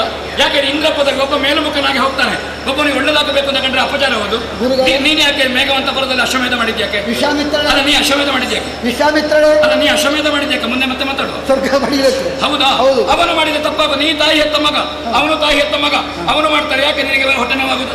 ನನಗೆ ಹೊಟ್ಟೆ ನೋವು ಆಗಲಿಲ್ಲ, ಅದಕ್ಕೆ ಬೇಡ ಹೊಡೆದದ್ದು ನಾನು. ಅದು ನನಗೆ ಗೊತ್ತಾಗಿದೆ. ಹೌದಾ? ಆದ್ರೆ ಗತಂನ ಚಿಂತೆಯ ಪ್ರಾಜ್ಞ ಅಂತ ಹೇಳಿದ್ರೆ ಗತಿಸಿದ್ದ ನೀನು ಯೋಚನೆ ಮಾಡು, ಸರಿಯಾಗುವುದು. ನನಗೆ ನೀನು ಶ್ಲೋಕ ಹೇಳಬೇಡ, ನೀವೇ ಹೇಳಿಕೊಟ್ಟದ್ದು. ಅದು ನಾನೇ ಹೇಳಿಕೊಟ್ಟು ನನ್ನ ಶಿಷ್ಯವೃತ್ತಿಯ ನಿನಗೆ ಅಲ್ಲ. ಬಿಡು. ಅಲ್ಲ ಆದ ಕಾರಣ ಹಾಗೆ ಶುನಶೇಪನಿಗೆ ಯಾಕೆ ಹಿಂದಿನಿಂದ ಚೂ ಬಿಟ್ಟದ್ದು? ಯಾರು? ಶುನಶೇಪನಲ್ಲಿಗೆ ರೋಹಿತಾಶ್ ಹೋಗಲಿಕ್ಕೆ ಯಾಕೆ ನೀನು? ಈಗ ನೋಡಿ. ಅಲ್ಲ ಅಲ್ಲ ಅಲ್ಲ ನಿನಗೆ ಹಾ. ಉದ್ಯೋಗ ಮಾತ್ಸರ್ಯ ಉಂಟಾ? ಇಲ್ಲ ದೇವಸಭೆಯ ಅಧ್ಯಕ್ಷ ನೀನು. ಇಲ್ಲ.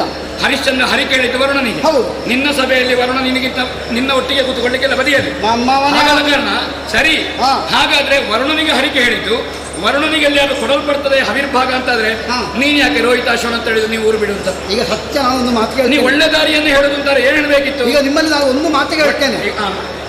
ವಸಿಷ್ಠರು ಮಾತಾಡಿದ್ದಕ್ಕಾಗಿ ನೀವು ಮಾತಾಡುವುದು, ಹಾ. ನಾನು ಪ್ರಶ್ನೆ ಕೇಳಿದ್ದಕ್ಕೆ ಮಾತಾಡುವುದು, ಅದನ್ನು ಹೇಳಿ. ಯಾರು? ನಾನು? ಹೌದು. ಅಲ್ಲ, ಹರಿಶ್ಚಂದ್ರ ಸತ್ಯವಂತನಲ್ಲ ಅಂತ. ಹಾಗಾದ್ರೆ ಅದು ವಸಿಷ್ಠರಲ್ಲ. ಹಾ. ಯಾರು ಹೇಳಿದ್ರು ನಾ ಹೇಳ್ತೇನೆ. ಸರಿ. ಈಗ ವಸಿಷ್ಠರು ಮಾತಾಡ್ಲಿಕ್ಕೆ ಅಂತ ನೀವು ಪ್ರಶ್ನೆ ಕೇಳಿದ್ದ, ನಾನು- ಸಭೆಯಲ್ಲಿ ಸತ್ಯ ಬರಬೇಕು ಅಂತ ಹೇಳಿದ್ದ. ನಾನು ವಸಿಷ್ಠರನ್ನು ಪ್ರಶ್ನಿಸಿ ಕೇಳಿದ್ದೇನೆ ಸ್ವಾಮಿ. ಅಲ್ಲ, ನೀವು ಸಭೆಗೆ ಪ್ರಶ್ನೆ ಇಟ್ಟದ್ದ ವಸಿಷ್ಠರಿಗೆ ಇಟ್ಟದ್ದು? ಸಭೆಗೆ ಇಟ್ಟ ಪ್ರಶ್ನೆ ಅಲ್ವಾ, ನಿಮ್ಮ ಎದುರಿನಲ್ಲಿ ಅಲ್ವಾ? ಮತ್ತೆ ವಸಿಷ್ಠರು ಮಾತಾಡಿದ್ದಕ್ಕೆ ಯಾಕೆ ಅಂತ ಕೇಳಿದ್ದಕ್ಕೆ ತಪ್ಪಾಯ್ತು ಹೇಳು ಮೊದಲು. ಅಲ್ಲ, ಅಲ್ಲ ತಪ್ಪಾಯ್ತು ಹೇಳು. ನೀವು ಮಾತಾಡಿದ್ದಕ್ಕೆ ನೀವು ತಪ್ಪಾಯ್ತು. ಅವರಲ್ಲಿ ಕೇಳಬೇಕು. ತಪ್ಪಾಯ್ತು ಅಂತ ಹೇಳು. ನಾನು ಯಾಕೆ ಹೇಳಬೇಕು? ನೀ ಸಭೆಗೆ ಇಟ್ಟದ ಪ್ರಶ್ನೆ ವಸಿಷ್ಠರಿಗೆ. ನೋಡಿ ಸ್ವಾಮಿ, ಸಭೆಗಿಟ್ಟ ಪ್ರಶ್ನೆಯಲ್ಲಿ ನಿಮಗೂ ಮಾತಾಡ್ಬೋದಿತ್ತು, ಹೌದು. ಅವರು ಮಾತಾಡ್ಬೋದಿತ್ತು. ಈಗ ಅವರು ಮಾತಾಡಿದ ಮೇಲೆ ನಾನು ಮಾತಾಡಿ ತಪ್ಪ? ನೀವು ಮಾತ್ರ ತಪ್ಪು ಅಂತ ನಾನು ಹೇಳಿದ್ದೇನೆ. ಮತ್ತೆ ನೀವು ಯಾಕೆ ವಸಿಷ್ಠರು ಮಾತಾಡಿದ್ದಕ್ಕೆ ಮಾತಾಡಿದ್ದ ಅಂತ ಹೇಳಿದ್ದು? ನಾ ಹರಿಶ್ಚಂದ್ರ ತಪ್ಪುಗಾರ ಅಂತ ಹೇಳಿದ್ದು. ಸ್ವಾಮಿ, ಹರಿಶ್ಚಂದ್ರ ಸುಳ್ಳು ಹೇಳಿದ್ದಾನೆ. ನಾನು ಹೇಳಿದೆ. ಅಲ್ಲ, ನಾ ಹೇಳಿದ್ದು ಕೇಳು ಸರಿ. ಹರಿಶ್ಚಂದ್ರ ಸುಳ್ಳು ಹೇಳಿದ್ದಾನೆ, ಹೌದು. ವಿಷಯ ಲಂಪಟನಿದ್ದಾನೆ, ಇರ್ಲಿ. ಪ್ರಜಾನುರಾಗಿಯಾಗಿ ಇರ್ಲಿಲ್ಲ. ನಿನ್ನ ಪ್ರಶ್ನೆ ಇದ್ದದಲ್ಲೋ? ಈಗ ಈಗ ಅಲ್ಲ, ನಿಲ್ಲು, ವಿಷಯಾಂತರ ಮಾಡಬೇಡ. ವಿಷಯಾಂತರ ಇಲ್ಲ. ಪ್ರಶ್ನೆ ಅದಲ್ಲೋ ಮಾಡಿದ್ದು. ಹೌದಯ್ಯ. ಹೌದಯ್ಯ, ಹಾಗೆ ಮಾತ್ರ ಬಂದ ನನ್ನ ಹತ್ರ. ಹೌದು. ನಾ ವಿಶ್ವಾಮಿತ್ರ. ನೀವು ಅಯ್ಯ. ಅಲ್ಲ, ಅಯ್ಯ ಅದೆಲ್ಲ ಬೇಡ. ನಾನು ನಿನಗೆ ಅಪ್ಪ ಅಲ್ಲ, ನೀನು ನನ್ನ ಮಗ ಹೀಗೆ ಅಯ್ಯ ಅನ್ನೋದ ತಪ್ಪ ಅಂತೇಳಿ ಒಂದೇ ಅರ್ಥ ಅಲ್ಲ. ಅಲ್ಲ, ಅಯ್ಯ ಅಂತ ಭಿಕ್ಷೆ ಹಾಕಿ ಕೂತ್ಕೊಳ್ತೇವೆ ಬೆಟ್ಟ ಹಾಕಿ. ಇಲ್ಲ, ಶಿವಪ್ಪ ಕಾಯೋ ತಂದೆ ಅಂತ. ನಾವಂತದ ಕಾಣೋದಿಲ್ಲ. ಹಾಗೆಲ್ಲ ಮಾತಾಡಿದ್ದಕ್ಕೆ ನೀನು ಸಮರ್ಥನೆ ಕೊಡಬೇಡ. ನಾವು ವಿಶ್ವಾಮಿತ್ರ. ಹಾ. ಹಾ. ಈಗ ಏನಾಗಬೇಕು? ಏನಾಗಬೇಕಲ್ಲ ಹಾ. ಪ್ರಶ್ನೆ ಸಭೆಗೆ ಇಟ್ಟದ್ದು ಹಾ ಹೌದಾ? ಹೌದು. ಅದಕ್ಕೆ ವಸಿಷ್ಠರು ಪೂರ್ವಪಕ್ಷವನ್ನು ಮಂಡಿಸಿ ಮಾತಾಡಿದ್ರು. ಹೌದಾ? ಹೌದು. ಅವಾಗ ಹರಿಶ್ಚಂದ್ರ ಸತ್ಯವಂತನಲ್ಲ, ಹಾ. ಸುಳ್ಳುಗಾರ, ಹಾ. ಪ್ರಜಾರಂಜಕನಲ್ಲ ಅಂತ ನಾ ಹೇಳಿದ್ದಕ್ಕೆ ಹಾ. ಯಾಕೆ ಏನು ವಸಿಷ್ಠ ಮಾತಾಡಿದ್ದಕ್ಕೆ ಮಾತಾಡಿದಂತ ಕೇಳಿಸ? ಅಲ್ಲ, ನಾನು ಹಾಗೆ ಹೇಳಿದ್ದಲ್ಲ ಸ್ವಾಮಿ. ವಸಿಷ್ಠರ ಮಾತನ್ನು ನೀವು ಖಂಡಿಸುವುದಿದ್ರೆ ನೀವೇ ನೋಡಿಕೊಳ್ಬೇಕು, ನಾನು ನನ್ನಲ್ಲಿ ಮಾತಾಡಬೇಡಿ. ಇಂದ್ರ ಅಲ್ಲ, ದೇವಸಭೆ ಹೌದಾ? ಹೌದು. ನೀ ಸಭಾ ವಿಸರ್ಜನೆ ಮಾಡಿದ್ಯೋ? ಇಲ್ಲ. ನಿನ್ನ ಹತ್ರ ನಾವು ಮಾತಾಡಬಹುದು, ಮಾತಾಡಬೇಡಿ ಅಂತ ನೀ ಹೇಳಲಿಕ್ಕಿಲ್ಲ. ಹಾ. ನೀ ಹೇಳುವುದು ಯಾವಾಗ?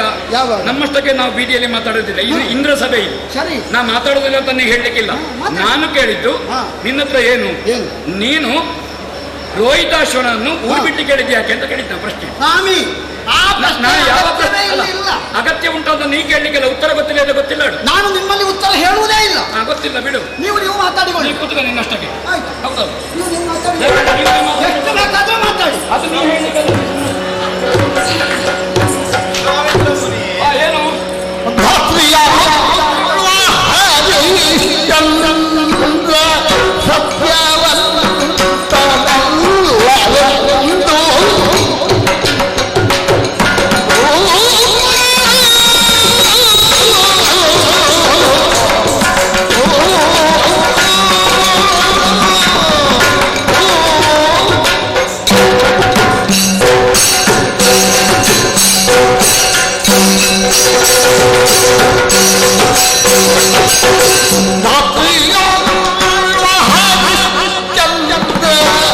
ಸತ್ಯವಂತನಲ್ಲವೆಂದು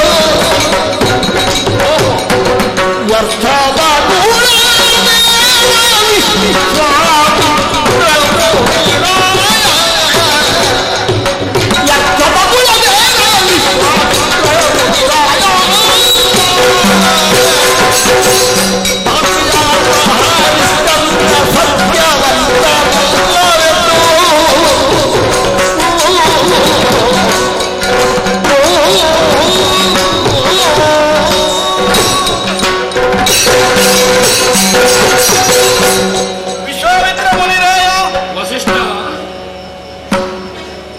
ದೇವಸಭೆಯಲ್ಲಿ ಇಂದ್ರನಿರಿಸಿದಂತಹ ಪ್ರಶ್ನೆ.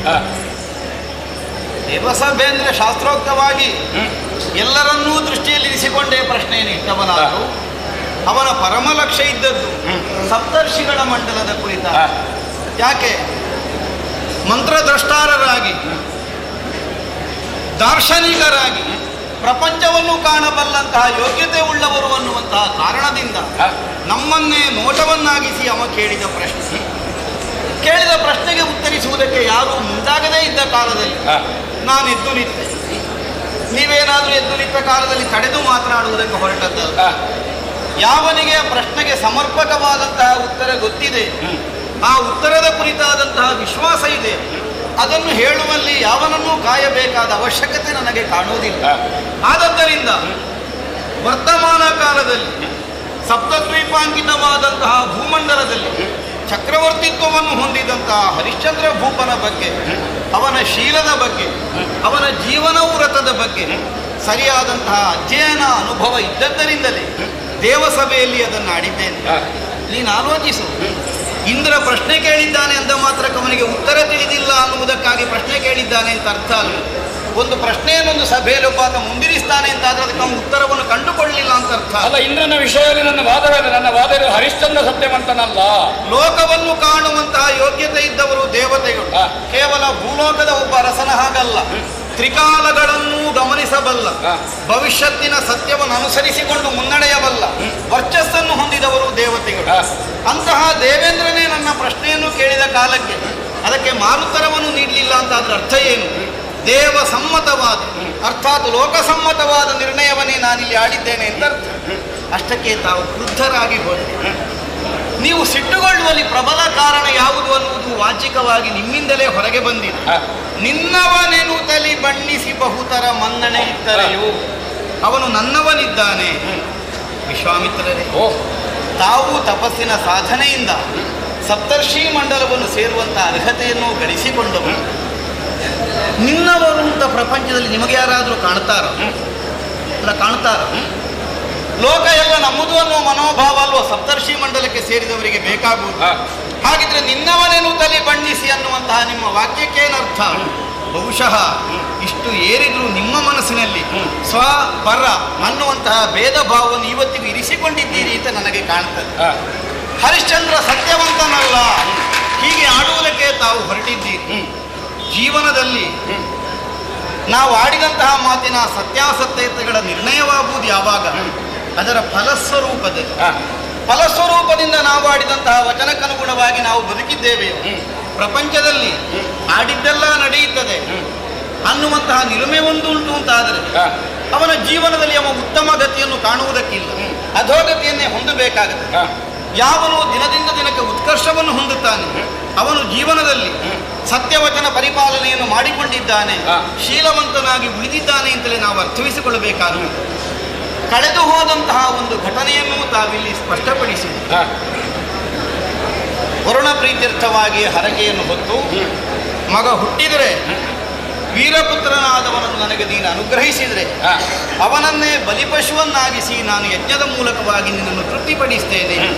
ಈ ತರನಾಗಿ ಪ್ರತಿಜ್ಞಾಬದ್ಧನಾದಂತಹ ಹರಿಶ್ಚಂದ್ರ ಆಮೇಲೆ ನೆವನವನ್ನು ಹೇಳುತ್ತಾ ಬಂದ. ದ್ವಿದಳ ಧಾನ್ಯ ವ್ರತವನ್ನು ಉದಾಹರಿಸಿದ.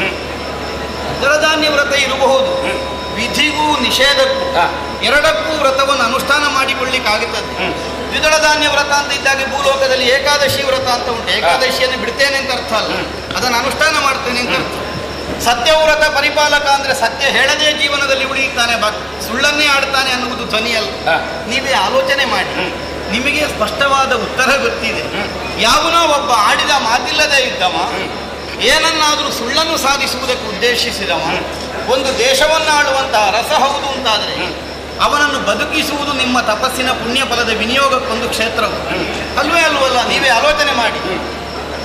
ಹರಿಶ್ಚಂದ್ರ ಆಡಿದಂತಹ ಮಾತಿನಂತೆಯೇ ವರುಣನಿಗೆ ಬಲಿಯನ್ನರ್ಪಿಸದೆ ಮಹೋದರ ರೋಗ ಪೀಡಿತನಾಗಿದ್ದಂತಹ ಕಾಲದಲ್ಲಿ ಅದಕ್ಕೊಂದು ಪ್ರತ್ಯಾಮ್ನಾಯವನ್ನು ರೋಹಿತಾಶ್ವ 6 ಸಲ ತೀರ್ಥಯಾತ್ರೆಗಾಗಿ ಹೋದವ. ದೇವೇಂದ್ರನೇ ಬ್ರಾಹ್ಮಣ ರೂಪಿನಿಂದ ಬಂದವನಿಗೆ ನಿರ್ದೇಶನವನ್ನು ಮಾಡಿದನಂತೆ. ದೇವಕಲ್ಪವನ್ನು ಮಾನವನ ಕಣ್ಣಿನಿಂದ ಅಳತೆ ಮಾಡುವುದಕ್ಕಾಗುವುದಿಲ್ಲ ವಿಶ್ವಾಮಿತ್ರರೇ. ವರುಣನು ಹಾಗೆ ಹುಟ್ಟಿದಾಕ್ಷಣವೇ ಬಂದು ಬಲಿ ಕೊಡು ಅಂತ ಕೇಳುವ ಕಾಲಕ್ಕೆ ಹಲ್ಲು ಹುಟ್ಟದೇ ಇದ್ದ ಶಿಶುವನ್ನು ಕೊಡ್ಲಿಕ್ಕಾಗುವುದಿಲ್ಲ ಅಂತ ಅವ ಹಿಂದಿರುಗಿ ಹಲ್ಲು ಹುಟ್ಟಿದ ಮೇಲೆ ಹಲ್ಲುಗಳು ಕಳಚಿ ಗಟ್ಟಿಯಾದಂತಹ ಹಲ್ಲುಗಳು ಬರುವುದಕ್ಕಿಂತ ಮೊದಲೇ ಬಲಿಯಾಗಿ ಬಲಿಪಶುವನ್ನು ಉಪಯೋಗಿಸಲಿಕ್ಕಾಗುವುದಿಲ್ಲ ಅಂತ ಆಮೇಲೆ ಮತ್ತೊಮ್ಮೆ ಬಂದು ಕೇಳುವ ಕಾಲದಲ್ಲಿ ತಾನಾಗಿ ಕವಚವನ್ನು ಧರಿಸುವಷ್ಟು ವಯಸ್ಸಿಗೆ ಬಾರದೆ ಬಲಿಪಶುವನ್ನಾಗಿ ಒಪ್ಪಿಸಲಿಕ್ಕಾಗುವುದಿಲ್ಲ ಅಂತ ಅಷ್ಟೆಲ್ಲಕ್ಕೂ ಒಪ್ಪಿ ವರುಣ ಹಿಂದೆ ಹೋಗಿದ್ದಾನೆ ಅಂತ ಅದರ ಅರ್ಥ ಏನು? ಶಾಸ್ತ್ರೋಕ್ತವಲ್ಲದೆ ಇದ್ದದ್ದನ್ನು ಹರಿಶ್ಚಂದ್ರ ಆಡಿದ್ದಲ್ಲ ಅಂತ ಅದು ಶಾಸ್ತ್ರ ಸಮ್ಮತವಾದ ವಿಚಾರವಾದದ್ದರಿಂದಲೇ ವರುಣ ಅದನ್ನು ಸಮ್ಮತಿಸಿದ, ಹಿಂದಿರುಗಿ. ಅವನಿಗೆ ಜಲೋದರ ರೋಗ ಬಂದದ್ದು ಯಾವಾಗ? ತಾನೇ ಕವಚವನ್ನು ಧರಿಸುವ ಪ್ರಾಯವನ್ನು ರೋಹಿತಾಶ್ವ ಹೊಂದಿದ ಮೇಲೆ ತನ್ನ ಪ್ರಾಣ ಭಯದಿಂದ ತಾನು ಅರಮನೆಯನ್ನು ತ್ಯಜಿಸಿ ಕಾಡಿಗೆ ಧನುರ್ಬಾಣಗಳನ್ನು ಧರಿಸಿ ಹೋದ ಕಾಲದಲ್ಲಿ ಇವನಿಗೆ ಜಲೋದರ ರೋಗ ಬಂದದ್ದು. ಅದಕ್ಕೆ ಹರಿಶ್ಚಂದ್ರ ಕಾರಣ ಅಲ್ಲ ವಿಶ್ವಾಮಿತ್ರ. ರೋಹಿತಾಶ್ವ ತಾನಾಗಿ ಪ್ರಾಣಭೀತಿಯಿಂದ ಹೋದದ್ದು. ರೋಹಿತಾಶ್ವ ಹೋಗಿದ್ದಾನೆ ಅಂತ ಮಾತ್ರಕ್ಕೆ ಹರಿಶ್ಚಂದ್ರ ಬಲಿ ಕೊಡುವಲ್ಲಿ ಹಿಂದೆ ಬಿದ್ದಿದ್ದಾನೆ ಅಂತ ಅರ್ಥ ಅಲ್ಲ.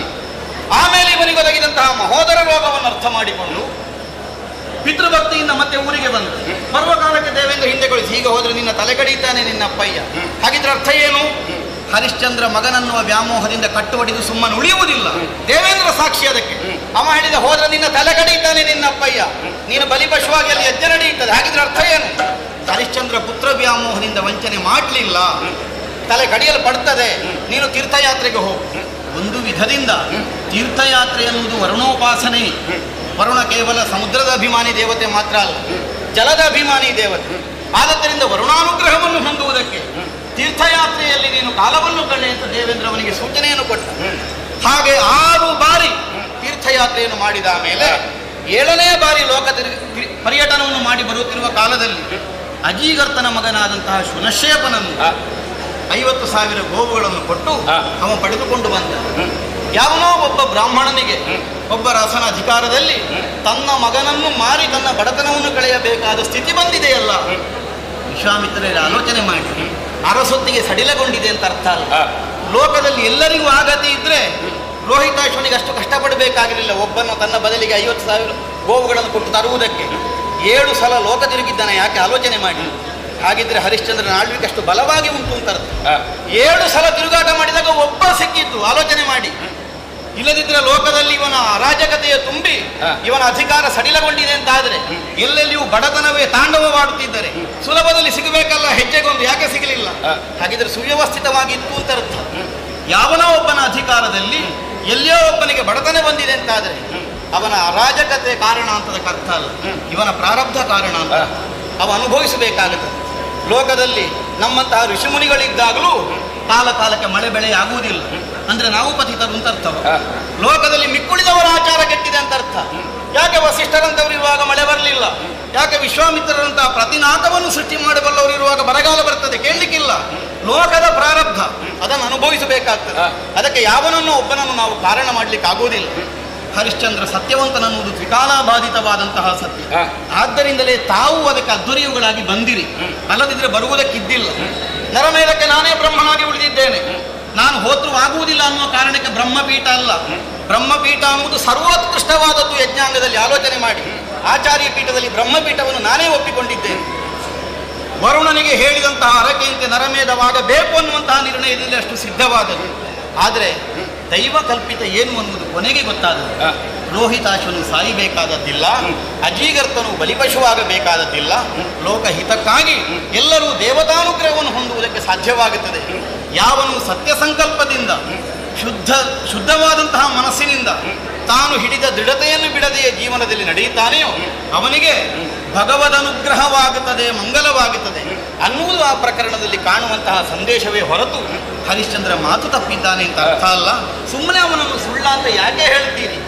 ಆಮೇಲೆ ಇನ್ನೊಂದು ಹೇಳಿದ್ರು, ನಿಬಂಧನನ ಕಾಲದಲ್ಲಿಯೋ ತ್ರಿಶಂಕುವಿಗೆ ಶಾಪವಿತ್ತವನನ್ನು ರಾಜ್ಯದಿಂದ ಹೊರಗಟ್ಟುವಲ್ಲಿಯೋ ತಾವೇ ಮುಂದಾಗಿದ್ದೀರಿ. ಹೌದು, ಆಗಿದ್ದೇನೆ. ಆಚಾರ್ಯ ಪೀಠ ನನ್ನದು. ಆದ್ದರಿಂದಲೇ ಅಪರಾಧ ಮಾಡಿದವನು ಯಾವನೇ ಇರಲಿ ಅವನನ್ನು ಶಿಕ್ಷಿಸುವಲ್ಲಿ ಯಾವ ವ್ಯಾಮೋಹವೂ ಇರಕೂಡದು. ನಿಬಂಧನ ಕೇಳಿದ ನನ್ನಲ್ಲಿ ಪ್ರಕರಣವನ್ನು, ಗುರುಗಳೇ ನೀವಾದರೂ ಹೇಳಿ, ನನಗೆ ಕಣ್ಣೀರು ಬರ್ತದೆ. ಇರುವ ಒಬ್ಬನೇ ಮಗನನ್ನು ಏನು ಮಾಡಬೇಕು? ಅಪರಾಧ ಮಾಡಿದ್ದಾನೆ, ಶಿಕ್ಷೆ ಏನು? ಆಗ ನಾನೇ ಸೂಚನೆಯನ್ನು ಕೊಟ್ಟೆ, ಪುತ್ರ ವ್ಯಾಮೋಹವನ್ನು ತೊರೆಯತಕ್ಕದ್ದು.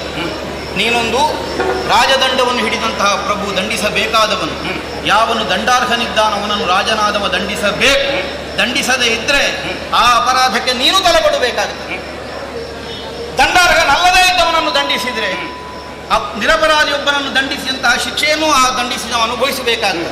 ಈ ನಿರ್ಣಯದಿಂದ ಅವನು ದಂಡಾರ್ಹನಾದದ್ದರಿಂದ ಯೋಚಿಸಿ ಕೆಲಸ ಮಾಡು, ಹೀಗೆ ಸೂಚನೆಯನ್ನು ಕೊಟ್ಟೆ. ಶೋಭಚರ ಕೇರಿಯಲ್ಲಿ 12 ವರ್ಷಗಳ ಕಾಲ ಇರುವಂತೆ ಈ ತ್ರಿಶಂಕುವಿಗೆ ಆದೇಶವನ್ನು ಮಾಡಿದ. ಅಲ್ಲಿ ಹೋದವ ಮತ್ತು ಅನರ್ಥ ಮಾಡಿದ. ಹೊಟ್ಟೆಯ ಹಸಿವಾಗ್ತದೆ ಅನ್ನುವಂತಹ ಕಾರಣಕ್ಕಾಗಿ ಹೋಮಧೇನುವನ್ನೇ ಕತ್ತರಿಸಿದ. ಅದನ್ನು ಸಂಪ್ರೋಕ್ಷಣೆ ಇಲ್ಲದೆ ಭಕ್ಷಿಸಿದ. ಆಚಾರ ವಿಹೀನತೆ ಬಂದದ್ದರಿಂದ ಶಂಕುರೂಪವಾದಂತಹ 3 ಅಪರಾಧಗಳು ಬಲವಾಗಿ ಸ್ತಂಭದೋಪಾದಿಯಲ್ಲಿ ಅವನ ಜೀವನದಲ್ಲಿ ಇದ್ದದ್ದರಿಂದ ಅವನಿಗೆ ತ್ರಿಶಂಕುವಾಗುವಂತೆ ನಾನೇ ಹೇಳಿ. ಅವ ಸ್ವರ್ಗಕ್ಕೆ ಏರುವ ಕಾಲಕ್ಕೆ 99 ಯಾಗ ಮಾಡಲಿಲ್ಲೋ? ಮಾಡಿದ್ದೇನೆ. 100ನೇ ಯಾಗಕ್ಕೆ ಯಾಕೆ ನಾನು ಒಪ್ಪಲಿಲ್ಲ? ಅವನ ಬಯಕೆ ಸರಿಯಾದ ಬಗೆಯಲ್ಲಿಲ್ಲ ಅನ್ನುವುದನ್ನು ಅರ್ಥ ಮಾಡಿಕೊಂಡು ಸಶರೀರವಾಗಿ ನಾಕವನ್ನೇ ಏರಬೇಕು. ಸೂರ್ಯವಂಶದವರಿಗೆ ಸಶರೀರವಾಗಿ ನಾಕ ಏರಬೇಕಿದ್ರೆ ಅಶ್ವಮೇಧ ಬೇಡ. ನೇರವಾಗಿ ದೇವಲೋಕಕ್ಕೆ ಹೋಗುವಂತಹ ಅವಕಾಶವನ್ನು ಹೊಂದಿದ ಚಕ್ರವರ್ತಿಗಳು ಅನೇಕರಿದ್ದಾರೆ ಸೂರ್ಯವಂಶದಲ್ಲಿ. ಅವ ಸಶರೀರವಾಗಿ ಸ್ವರ್ಗಕ್ಕೆ ಹೋಗಬೇಕು ಅಂದರೆ ಬಯಸಿದ್ದೇನನ್ನು? ಪ್ರಸಕ್ತ ದೇವೇಂದ್ರನಿರುವ ಪೀಠದಲ್ಲೇ ತಾನೀಗ ಹೋಗಿ ಕುಳಿತುಕೊಳ್ಳಬೇಕು. ಅದು ಅಶಾಸ್ತ್ರೀಯವಾದದ್ದು. ಈ ಮನ್ವಂತರದ ಅವಧಿ ಕಳೆದು ಮುಂದೆ ತನಗೆ ಬರುವ ಅವಕಾಶಕ್ಕಾಗಿ ಕಾಯುವಂತಹ ವ್ಯವಧಾನ ಅವನಲ್ಲಿ ಇರ್ತಿದ್ರೆ 100ನೇ ಅಶ್ವಮೇಧಕ್ಕೆ ನಾನೇ ಅಧ್ವರ್ಯವಾಗಿ ಅವನನ್ನು ಮುನ್ನಡೆಸ್ತಿದ್ದೆ. ಆದ್ದರಿಂದ ಆಗುವುದಿಲ್ಲ ಅಂತ ತಿರಸ್ಕರಿಸಿದೆ. ನನ್ನ ಮಕ್ಕಳನ್ನು ಹೋಗಿ ಯಾಚಿಸಿದೆ. ಅವರು ಚಂಡಾಲರಾಗುವಂತೆ ಶಪಿಸಿದರು. ಯಾಕೆ? ಇವನಲ್ಲಿರುವಂತಹ ಕರ್ಮ ಚಂಡಾಲತೆಯನ್ನು ಗುರುತಿಸಿ. ಹಾಗಿದ್ರೇನು? ತ್ರಿಶಂಕುವನ್ನು ನೋಡಿದ ಮಾತ್ರದಲ್ಲೇ ಲೋಕದಲ್ಲಿ ಇನ್ನಿತರರಿಗೆ ಅವನ ಪರಿಚಯ ಇಲ್ಲದಿದ್ದವರಿಗೂ ಅರ್ಥ ಆಗಬೇಕು. ಯಾವುದೋ ಕರ್ಮದಲ್ಲಿ ಚಾಂಡಾಲತ್ವವನ್ನು ನೀವು ಹೊಂದಿದ್ದಾನಾದ್ದರಿಂದ ಹೀಗಾಗಿದ್ದಾನೆ. ಆದ್ದರಿಂದ ಇವನನ್ನು ಉದ್ಧರಿಸುವ ಕೆಲಸಕ್ಕೆ ನಾವು ಹೋಗಕೂಡದು. ಅದು ಲೋಕದ ನಿಯತಿಯನ್ನು ಅತಿಕ್ರಮಿಸಿದ ಹಾಗಾಗಿದೆ. ಆದರೆ ತಮಗೆ ಹಾಗೆ ಕಾಣಲಿಲ್ಲ. ನಿಮಗೆ ಕಂಡದ್ದೊಂದೇ, ವಸಿಷ್ಠ ಕೈ ಬಿಟ್ಟು ನಾನು ಕೈ ಹಿಡಿಯುತ್ತೇನೆ. ಸರಿಯೋ ತಪ್ಪು ಅಂತ ನೀವು ಯೋಚನೆ ಮಾಡಲಿಲ್ಲ. ಈಗಲೂ ನಿಮ್ಮಲ್ಲಿರುವುದು ಅದೇ ಮನಸ್ಥಿತಿಯ ನನಗೆ ಅರ್ಥವಾಗ್ತದೆ ವಿಶ್ವಾಮಿತ್ರರೇ. ವಸಿಷ್ಠ ನಾಡಿದ್ದರಿದಾಗದು ಅನ್ನುವಂತಹ ಒಂದು ಕಾರಣವನ್ನು ಹೊರತುಪಡಿಸಿದರೆ ಬೇರೆ ಸಿಕ್ಕುವುದಿಲ್ಲ. ಅಂದ್ರೆ ನೀವೇ ಹೇಳಿದ್ರಿ, ನಿನ್ನವನೇನು ತಲೆ ಬಣ್ಣಿಸಿ ಬಹುತರ ಮನ್ನಣೆ ಇದ್ದವು, ಕಣ್ಣಿಲ್ಲವೇ ನಾವು ಕಾಣದಿರುವೆವೇನು ನಾವು ನೋಡದೇ ಇದ್ದವನು. ನೀವು ಆಲೋಚನೆ ಮಾಡಿ, 3 ಅಪರಾಧಗಳನ್ನು ಗುರುತರವಾದದ್ದನ್ನು ಜೀವನದಲ್ಲಿ ಮಾಡಿದ ತ್ರಿಶಂಕುವಿಗೆ ನಾಕ ಆರೋಹಣಕ್ಕೆ ಅವಕಾಶವಾಗುವ ಹಾಗೆ ಅಶ್ವಮೇಧವನ್ನು ಕೈಗೊಂಡು ಅಶ್ವಮೇಧದಿಂದ ಸಾಧ್ಯ ಆಗಲಿಲ್ಲ. ಆಮೇಲೆ ತಮ್ಮ ಸಾಮರ್ಥ್ಯ ವಿಶೇಷದಿಂದ ಕಳುಹಿಸಿದರೆ ಇವತ್ತಿಗೂ ದೇವಪೀಠ ಕ್ರಮ ಬರಲಿಲ್ವಲ್ಲ, ಆಲೋಚನೆ ಮಾಡಿ. ಹಾಗಿದ್ರೆ ನಾನು ಮೊದಲೇ ತಿರಸ್ಕರಿಸಿದಲ್ಲಿಗೆ ಬಂತೋ ಇಲ್ವೋ? ಲೋಕದ ನಿಯಮವನ್ನು ಅತಿಕ್ರಮಿಸಿ ಅಲ್ವೋ ನೀವು ತ್ರಿಶಂಕುವಿಗೆ ಪೌರೋಹಿತ್ಯ ಮಾಡಿದ್ದು? ನಿಮ್ಮದು ಸರಿಯಾದ ಕ್ರಮದಲ್ಲಿ ಹೌದು ಅಂತಾದ್ರೆ ದೇವಪೀಠದಲ್ಲಿ ಅವ ಇರಬೇಡ. ಅವ ಇಲ್ಲದೆ ಜ್ಯೋತಿಷ್ ಚಕ್ರದಿಂದ ಹೊರಗೆ ಬೇರೆಯಾದಂತಹ ಒಂದು ಲೋಕದಲ್ಲಿ ತಲೆ ಕೆಳಗಾಗಿರ್ತಾನೆ ಅಂತ ಅದ್ರ ಅರ್ಥ ಏನು? ಲೋಕಕ್ಕೆ ಅಲ್ಲದೆ ಇದ್ದದ್ದನ್ನು ಸಲ್ಲದೇ ಇದ್ದದ್ದನ್ನು ತಾವು ಮಾಡುವುದಕ್ಕೆ ಹೊರಟಿದ್ದೀರಿ. ವಿಶ್ವಾಮಿತ್ರರಿಗೆ ಒಂದು ಹೇಳು, ಸಾಧುವಾದದ್ದೆಲ್ಲವೂ ಸಾಧ್ಯವಾಗಬೇಕು. ಸಾಧ್ಯವಾದದ್ದೆಲ್ಲ ಸಾಧುವಾಗುವುದಿಲ್ಲ ಪ್ರಪಂಚದಲ್ಲಿ. ನೀವು ಮಾಡಿದ್ದು ಸಾಧ್ಯವಾಗುವ ಕೆಲಸ ಹೌದು, ಆದರೆ ಸಾಧುವಾದ ಕೆಲಸ ಅಲ್ಲ. ಸಾಧುವಾದ ಹರಿಶ್ಚಂದ್ರನಲ್ಲ ಕಡೆ. ನಾನು ಕಥೆ ಹೇಳಿದ್ದಲ್ಲ, ನಾನು ಸೂಕ್ಷ್ಮದಲ್ಲಿ ಹೇಳಿದ್ದಲ್ಲ. ಈಗ ನೀ ಕಥೆ ಹೇಳಿದ್ದಲ್ಲೋ, ನಂದು ಕಥೆ ಅಲ್ಲವೇ ಬೇಕಾದ ನನಗೆ. ಪ್ರಕರಣದಲ್ಲಿ ಯಾವುದು ತಿರುಳು ಅಂತ ನಮಗೆ ಮುಖ್ಯ. ಅರಾಜಕತೆ ಆಯಿತು, ನಿಬಂಧನ ರಾಜ್ಯವನ್ನು ಬಿಟ್ಟು ಹೋದ, ವಾನಪ್ರಸ್ಥಕ್ಕೆ ಅರಾಜಕತೆ ಆಯಿತು. ರಾಜ ವಾನಪ್ರಸ್ಥಕ್ಕೆ ಹೋಗುವಾಗ ಅಲ್ಲಿಯ ಗುರುಪೀಠ ಧರ್ಮದಂಡವನ್ನು ಹಿಡಿದು ರಾಜದಂಡದಂತೆ ನಿರ್ವಹಿಸಬೇಕಾದ್ದು. ಅವಾಗ ತಿನ್ನುವುದಕ್ಕಿಲ್ಲ, ಉಣ್ಣುವುದಕ್ಕಿಲ್ಲ. ಯಾಕೆ? ಯಜ್ಞಯಾಗಾದಿಗಳು ನಡೆಯದೆ, ದೇವತೆಗಳು ಸುಮನಸರಾಗದೆ, ಅವರು ಸಿಟ್ಟಿನಿಂದ ಮಳೆ ಬಾರದೆ ಇಡೀ ಪ್ರಜೆಗಳೇ ನಷ್ಟವಾಗಿ ಹೋಗಿದ್ರು, ಉರಿದು ಹೋಗಿತ್ತು. ಆ ಕಾಲಕ್ಕೆ ನೀವು ಏನೊಂದು ಮಾಡಲಿಲ್ಲ. ವಿಶ್ವಾಮಿತ್ರರೇ, ಆ ಕಾಲಕ್ಕೆ ನಾಯಿ ಮಾಂಸವನ್ನು ತಿನ್ನುವಲ್ಲಿಗೆ ಬಂದು ಮುಟ್ಟಿದೆ. ಆ ಕಾಲಕ್ಕೆ ಬರಗಾಲ ಬಂದದ್ದರ ಕಾರಣವನ್ನು ದೇವೇಂದ್ರ ಹತ್ರ ಇನ್ನೊಮ್ಮೆ ಕೇಳವ ಹೇಳ್ತಾನೆ. ಅಲ್ಲ, ದೇವೇಂದ್ರ ಹತ್ರ ಕೇಳುವ ನಾನು ಹೇಳಿದ್ದು, ವಸಿಷ್ಠನ ಹತ್ರ ಕೇಳೋದೇನು ಅಂತ. ನಿಬಂಧನನ ದೇಶದ ಅರಾಜಕತೆ ಕಾರಣವಾಗಿ ಎಲ್ಲ ಕ್ಷಾಮ ಬಂದದ್ದು. ರಾಜನಾದ ನೀವು ಬ್ರಹ್ಮತ್ವವನ್ನು ಹೊಂದುವ ಉದ್ದೇಶದಿಂದ ಮಾಡಿದ ತಪಸ್ಸಿನಿಂದ ಬಂದದ್ದು. ಸಾಧನಾ ಮಾರ್ಗ ಅವಲಂಬಿಯಾಗಿ. ಸಾಧನ ಮಾರ್ಗ ಅಲ್ಲ ವಸಿಷ್ಠ, ನೀವು ಹಠ ತೊಟ್ಟು ಬ್ರಹ್ಮರ್ಷಿ ಆಗ್ತೇನೆನ್ನುವ ನಿರ್ಣಯದಿಂದ ಉಗ್ರವಾದ ತಪಸ್ಸನ್ನು ಕೈಗೊಂಡದ್ದರ ಪರಿಣಾಮದಿಂದ ಆವರಿಸಿದ ಕ್ಷಾಮ ಅದು. ಅದಕ್ಕೆ ಹಾಗಲ್ಲ. ನಾನು ಉಗ್ರವಾದ ತಪಸ್ಸು ಸಾಧನಾ ಮಾರ್ಗಾವಲಂಬಿಯಾಗಿ ನನ್ನ ತಪಸ್ಸಿನ ಪ್ರಭೆ ಏನುಂಟು, ನನ್ನ ತಪಸ್ಸಿನ ತೇಜಸ್ಸೇನುಂಟು, ಅದನ್ನು ಕುಗ್ಗಿಸುವ, ಅದನ್ನು ಪರಿಮಾರ್ಜಿಸುವಂತೆ ದೇವತೆಗಳ ವರ್ಚಸ್ಸು ವೃದ್ಧಿಯಾಗಬೇಕು. ವೃದ್ಧಿಯಾಗಬೇಕಿದ್ರೆ ನಿರಂತರ ಯಜ್ಞಯಾಗಾದಿಗಳು ನಡಿಬೇಕು. ನನ್ನ ತಪಸ್ಸನ್ನು ಕುಗ್ಗಿಸಲಿಕ್ಕೆ ನಿನಗೂ ಆಗಲಿಲ್ಲಲ್ಲ, ನಿನ್ನ ಯಜ್ಞಯಾಗವು ನಡೀಲಿಲ್ಲಲ್ಲ. ಉದ್ದೇಶ ಏನು? ಇನ್ನೊಬ್ಬರ ತಪಸ್ಸನ್ನು ಕುಗ್ಗಿಸಲಿಕ್ಕಿದ್ದ ಕುಗ್ಗಿಸಲಿಲ್ಲ, ದೇವತೆಗಳ ವರ್ಚಸ್ಸನ್ನು ಉದ್ದೀಪನಗೊಳಿಸಲಿಕ್ಕಾಯಿತು, ಆಗಲಿಲ್ಲ. ನಾವು ಯತ್ನಿಸಬೇಕಾದದ್ದಿಲ್ಲ. ಯಾಕೆ ಗೊತ್ತಾ? ಅಲ್ಲ, ನಿಮಗೆ ಆಗಲಿಲ್ಲ, ಆಗಬೇಕಾದಿಲ್ಲ ಅಂತ ಹೇಳ್ತಾರೆ. ನಾನು ಉತ್ಕರ್ಷ ಭೂಯಿಷ್ಠವಾಗಿ ಬ್ರಹ್ಮಋಷಿ ಆಗುವುದಕ್ಕೆ ತಪಸ್ಸು ಮಾಡುದು ತಪ್ಪ? ನನ್ನದು ತಪ್ಪಲ್ಲ, ಊರು ತೆಗಿಲಿಕ್ಕೆ ಮಾಡಿದ್ದಲ್ಲ. ನಾನು ಸಾಧನಾ ಮಾರ್ಗಾವಲಂಬಿಯಾಗಿ ಬ್ರಹ್ಮಋಷಿ ಆಗಲಿಕ್ಕೆ ಒಬ್ಬ ಒಳ್ಳೆ ಕೆಲಸಕ್ಕೆ ಮಾಡ್ತಾನೆ ಅಂತಾದ್ರೆ ನನ್ನ ತಪ್ಪಲ್ಲ ಅದು. ಆವಾಗ ಬ್ರಹ್ಮಋಷಿ ಆದಂತ ನೀನಿದ್ದಿದ್ದಿ, ಆವಾಗ ನೀನು ಮಾಡಿಸಬೇಕಾದ ಲೋಕಹಿತಕ್ಕೆ. ನನ್ನವರೆನ್ನುವುದು ಅಂತ ಹೇಳಿದಿಲ್ಲ. ನೀನು ವಸುದೈವ ಕುಟುಂಬಕ್ಕಿದ್ದಾದ್ರೆ ಪ್ರಪಂಚವೇ ನಿನ್ನದ್ದು ಅಂತ ನಿನಗೆ ಪ್ರಜ್ಞೆ ಉಂಟು ಅಂತಾದ್ರೆ ನೀ ಮಾಡಬಹುದಿತ್ತಲ್ಲ ಕೂತ್ಕೊಂಡು. ವಿಶ್ವಾಮಿತ್ರರೇ, ಲೋಕದ ಆಚಾರ್ಯ ಪೀಠ ಅಲ್ಲ ನನ್ನದು, ಸೂರ್ಯವಂಶದ ಆಚಾರ ಪೀಠ. ನೀವು ಆಲೋಚನೆ ಮಾಡಿ. ನಿನ್ನವರೆನ್ನುತ್ತ ನನ್ನದು ಯಾಕೆ? ಲೋಕವನ್ನೆಲ್ಲ ತಿದ್ದಲಿಕ್ಕಿರುವವ ನಾನಲ್ಲ, ಅದಕ್ಕಿರುವವ ತ್ರಿಲೋಕಾಧಿಪನಾದ ದೇವೇಂದ್ರ. ಹೌದಾ? 3 ಲೋಕದ ಅಧಿಪತಿ ಅನ್ನುವ ಬಿರುದಿರುವುದು ಇವನಿಗೆ. ಹಾಗಾದ್ರೆ ಊರಿನಲ್ಲಿ ಅನ್ಯಾಯವಾಗಿ ಕೇಳಬೇಕಾದ, ಭೂಲೋಕದ ಧರ್ಮ ಕರ್ಮವನ್ನು ವಿಚಾರಿಸಬೇಕಾದ ಹೊಣೆಯುಳ್ಳದ್ದು ದೇವೇಂದ್ರನಿಗೆ, ಒಬ್ಬ ಬ್ರಹ್ಮರ್ಷಿಗಲ್ಲ. ಹಾಗಾದ್ರೆ ನಿನ್ನ ನೀನು ಮಾಡಿದ ತಪಸ್ಸಿಗೆ ನಾನೆಲ್ಲ ಯೋಚಿಸಬೇಕು, ಅವ ಯೋಚನೆ ಮಾಡ್ತಾನೆ. ಈಗ ನಿನ್ನ ಯೋಚನೆ ಮಾಡಿದ್ದಾನೆ, ನಿನ್ನ ತಪಸ್ಸನ್ನು ಕೆಡಿಸಲಿಕ್ಕೆ ಏನೆಲ್ಲ ಬೇಕು ಅದನ್ನೆಲ್ಲವನ್ನು ಪ್ರಯತ್ನ ಮಾಡಿದ್ದಾನೆ. ದೇವೇಂದ್ರ ಪ್ರಯತ್ನ ಮಾಡಿದ್ದಾನೆ. ದೇವತೆಗಳು ವರ್ಚಸ್ಸು ಕುಂಠಿತರಾದಕ್ಕೆ ಯಾಗಾದಿಗಳು ನಡೀಲಿಲ್ಲ, ಅರಾಜಕತವಾಗಿದೆ ಅಂತ ಅಯೋಧ್ಯೆ. ಹೇಗೆ? ನಿಬಂಧನ ಇಲ್ಲ, ಸಿಂಹಾಸನದಲ್ಲಿ ಯಾರೂ ಇಲ್ಲ, ಹೌದು, ಊರು ಬಿಟ್ಟು ಹೋದ ಬರ್ಲಿಲ್ಲ. ಆಗ ಕರ್ಕೊಂಡು ಬಂದು ರಾಜ್ಯದಲ್ಲಿ ಕುತ್ಕೊಳಿಸಬೇಕಿತ್ತಲ್ಲ. ವಿಶ್ವಾಮಿತ್ರರು ಒಂದು ಮಾತು ಹೇಳ್ತೇನೆ, ರಾಜ ಕಾಲಸ್ಯ ಕಾರಣಂ ಅಂತ ಒಂದು ಮಾತು. ಒಬ್ಬ ಬ್ರಹ್ಮರ್ಷಿಯಿಂದ ಲೋಕವನ್ನು ಮುನ್ನಡೆಸುವಂತಹ ಹೊಣೆ ಹೇರಲ್ಪಡ್ತದೆ ಅಂತಾದ್ರೆ ರಾಜ ಕಾಲಸ್ಯ ಕಾರಣಂ ಅನ್ನುವ ಉಕ್ತಿಗೆ ಅರ್ಥ ಏನು? ಅಲ್ಲ, ರಾಜ ಇಲ್ಲದೆ ಇದ್ದಾಗ, ಲೋಕದ ಒಳಿತು ಕೆಡುಕುಗಳಿಗೆ ಅರಸನಾದ ಇಲ್ಲದೆ ಇದ್ದಾಗ ಯಾರು ಅಂತ ಕೇಳಿದ್ದೆ ನಾನು. ಇಲ್ಲದೆ ಇದ್ದಾಗ ಅಂದ್ರೆ ಬೇಕಾದ ಸನ್ನಿವೇಶ ನಿರ್ಮಾಣ ಮಾಡಬೇಕಾದ ಯಾರು? ದೇವಕಲ್ಪವಾಗಿ ಪ್ರತಿಯೊಂದು ದೇವಕಲ್ಪ ಅಲ್ಲ. ಈಗ ಸನ್ನಿವೇಶ ಅಯೋಧ್ಯೆಯಲ್ಲಿ ನಿರ್ಮಾಣ ಮಾಡಬೇಕಾದ ಯಾರು? ಧರ್ಮ ಪರಿಷತ್ತು. ಹೌದಾ ಅಲ್ವಾ? ಅರಸನಾದವ ಇಲ್ಲ ಅಂತಾದ್ರೆ ಅವ ರಾಜ್ಯಭ್ರಷ್ಟನಾಗಿ ಹೋಗಲಿ, ಅವ ವಾನಪ್ರಸ್ಥಕ್ಕೆ ಹೋಗಲಿ, ಇಲ್ಲ ಅಂತಾದ್ರೆ ಅರಸೊತ್ತಿಗೆ ನಿಯಂತ್ರಿಸಬೇಕಾದ್ದು ಯಾರು? ವಿಶ್ವಾಮಿತ್ರರ ಆಲೋಚನೆ ಮಾಡಿ. ರಾಜ ಕಾಲಸ್ಯ ಕಾರಣ ಅನ್ನುವುದು ರಾಜ ಕಾಲಸ್ಯ ಕಾರಣ. ನಾನು ಅಯೋಧ್ಯೆಯಲ್ಲಿ ಅರಾಜಕತೆ ಬಂದಾಗ ರಾಜನಿಲ್ಲದೆ ಇದ್ದಾಗ ನೋಡಿಕೊಳ್ಬೇಕಾದ್ದು ಯಾರು? ಅರಸನಾದವ ಕಾಲಕ್ಕೆ ಕಾರಣನಾಗ್ತಾನೆ ಅನ್ನುವುದರ ಕಾಲಕ್ಕೆ ಕಾರಣ ಅಲ್ಲ. ನಾನು ಕೇಳುವುದಲ್ಲ, ಕೇಳ್ತೇನೆ. ಅಲ್ಲ, ಪ್ರಶ್ನೆಗೆ ಉತ್ತರ ಅಲ್ಲ ವಸಿಷ್ಠರೇ, ಪ್ರಶ್ನೆ ಕೇಳುವುದಲ್ಲ. ನಾನು ಕಾರಣ ಅನ್ನುವುದರ ಅರ್ಥ ಏನು? ಅರ್ಥ ಏನು ಹೇಳಿ? ರಾಜ ಕಾಲಸ್ಯ ಕಾರಣ ಅದನ್ನೇ ನಾನು ಮುಂದೆ ಅರಸನಾದವ ಲೋಭವಶನಾಗದೆ. ಅಲ್ಲ, ನಾನು ಕೇಳುವುದು ಅರಸನಾದವ ಲೋಭವಶನಾಗದೆ, ಮೋಹಕ್ಕೆ ಒಳಗಾಗದೆ, ನಿಷ್ಪಕ್ಷಪಾತವಾದಂತಹ ಧೋರಣೆಯಿಂದ ಅಧಿಕಾರವನ್ನು ನಡೆಸಿದರೆ ಭೂಲೋಕವೇ ಸ್ವರ್ಗವಾಗುತ್ತದೆ. ಅದು ಸರಿ. ತಪ್ಪು ಮಾಡಿದವ ಯಾರೇ ಇರಲಿ, ಅದಕ್ಕೆ ಸರಿಯಾದಂತಹ ಶಾಸ್ತಿಯನ್ನು ನಾನು ಅದನ್ನು ಅನುಭವಿಸಬೇಕು. ಕೇಳುವುದಲ್ಲ. ನಿಬಂಧನನ ಕ್ರಮ ಸರಿ ಅಂತ ಸಮರ್ಥನೆಯಲ್ಲಿ ಆಲೋಚನೆ ಮಾಡಿ ನಾನು ಪೂರ್ತಿ ಕೇಳಿ. ನಿಬಂಧನ ಕ್ರಮ ಕೇಳುವುದಲ್ಲ. ತಪ್ಪೇ ಮಾಡಿ ಹೋಗುವ ಸಿಟ್ಟರೆ ನನ್ನದು ಅದಲ್ಲ ವಾದ. ಆದ್ದರಿಂದ ತಪ್ಪಿಗೆ ಕಾರಣವಾಗಿ ಅಯೋಧ್ಯೆಯಲ್ಲಿ ಕ್ಷಾಮ ಬರಲೇಬೇಕಾಗುತ್ತದೆ. ಅಲ್ಲ. ಭೂಲೋಕದಲ್ಲಿ ಅರಾಜಕತೆ ಉಂಟಾಗಲೇಬೇಕಾಗುತ್ತದೆ. ಅದು ನಿಮಗೆ ಹೊಣೆಗಾರಿಕೆ ಇಲ್ವಾ? ಹೊಣೆಗಾರಿಕೆ ಏನು? ಹೊಣೆಗಾರಿಕೆ ಇಲ್ವಾ? ಅಲ್ಲ, ಒಬ್ಬ ಈಗ ರಾಜ ವಾನಪ್ರಸ್ಥಕ್ಕೆ ಹೋಗುವಾಗ ಅಯೋಧ್ಯೆಯಲ್ಲಿ ನೋಡಿಕೊಡಬೇಕಾದ ಹೊಣೆಗಾರಿಕೆ ಯಾರಿಗೆ? ಯಾರಿಗೆ? ಯಾರಿಗೆ? ಸಚಿವ ಸಂಪುಟಕ್ಕೆ. ಸಚಿವ ಸಂಪುಟಕ್ಕೆ. ಹೌದು, ಅಲ್ಲಿ ಸಚಿವ ಸಂಪುಟವೂ ಇಲ್ಲ. ಅರಸೊತ್ತಿಗೆ ಏನು ಇಲ್ಲ. ಅಲ್ಲ, ಧರ್ಮ ಪರಿಷತ್ ಏನು? ಅಯೋಧ್ಯೆಯಲ್ಲಿ ಸಚಿವ ಸಂಪುಟ ಇಲ್ಲ. ನಿಮಗೆ ಉದ್ಯೋಗ ಏನಲ್ಲ? ಬ್ರಹ್ಮರ್ಷಿಯಾದ ಅಯೋಧ್ಯೆಯಲ್ಲಿ ನಿಮಗೆ ಉದ್ಯೋಗ ಏನು? ಬ್ರಹ್ಮರ್ಷಿಯಾದ ಅರಸೊತ್ತಿಗೆ ಇರುವುದಲ್ಲ. ಅರಸೊತ್ತಿಗೆ ಅಲ್ಲ. ಒಬ್ಬ ಅರಸನನ್ನು ನೇಮಿಸಬೇಕಾ? ನಿರ್ದೇಶನ ಕೊಡಬೇಕಾ? ಹೌದು, ಯಾರನ್ನು ನಿಯಮಿಸಬೇಕು? ಧರ್ಮ ಪರಿಷತ್ತು. ಯಾರನ್ನು ನಿಯಮಿಸಬೇಕು? ಮತ್ತವರನ್ನು ಮಾಡಿದ್ದೀರಿ. ಅರ್ಹತೆ ಇಲ್ಲ ಅಂತಾದ್ರೆ ನೀವು ಮತ್ತೆ ಹೇಗೆ ಮಾಡಿದ್ರಿ ತ್ರಿಶಂಕುವನ್ನು? ಅಲ್ಲ, ನೀವು ಹೇಗೆ ಪೌರೋಹಿತ್ಯ ಮಾಡಿದ್ರಿ? 99 ಯಾಗಕ್ಕೆ ಹೇಳಿ. 99 ಯಾಗಕ್ಕೆ ಹೇಗೆ ಮಾಡಿದ್ರಿ? ಅರ್ಹತೆ ಇಲ್ಲ, ಯೋಗ್ಯತೆ ಇಲ್ಲ ಅಂತ ಹೇಗೆ ಮಾಡಿದ್ರಿ ಹೇಳಿ. ಅದಲ್ಲ, ನಿಬಂಧನ ದಕ್ಷಿಣಾಯ್ಕೆ ಮಾಡಿದಿರಾ? ನಿಬಂಧನ ಹೇಳಿ ನೀವು. ಅಲ್ಲ, ದಕ್ಷಿಣ ಸಿಕ್ಕುವಾಗ ನೀವು ವಿಷಯಾಂತರ ಮಾಡಬೇಡಿ. ರಾಜ ಕಾಲಸ್ಯ ಕಾಲ ಮತ್ತು ಒಂದೇ ಇರುವುದಲ್ಲ ಶ್ಲೋಕ ಪ್ರಪಂಚದಲ್ಲಿ. 99 ಯಾಗಕ್ಕೆ ಪೌರೋಹಿತ್ಯ ಮಾಡಿದ್ದೀರಿ. ಹೇಗೆ ಮಾಡಿದ್ರಿ? ಹೌದು, ಕೇಳಿ. ರಾಜ ನಿಬಂಧನ ಜೀವನದಲ್ಲಿ ವೈರಾಗ್ಯವನ್ನು ಹೊಂದಿ ಕಾಡಿಗೆ ಹೋಗುವಾಗ ತ್ರಿಶಂಕು ಎಲ್ಲಿದ್ದ? ಅಲ್ಲ, ತ್ರಿಶಂಕು ರಾಜ್ಯ ಭ್ರಷ್ಟನಾಗಿದ್ದ.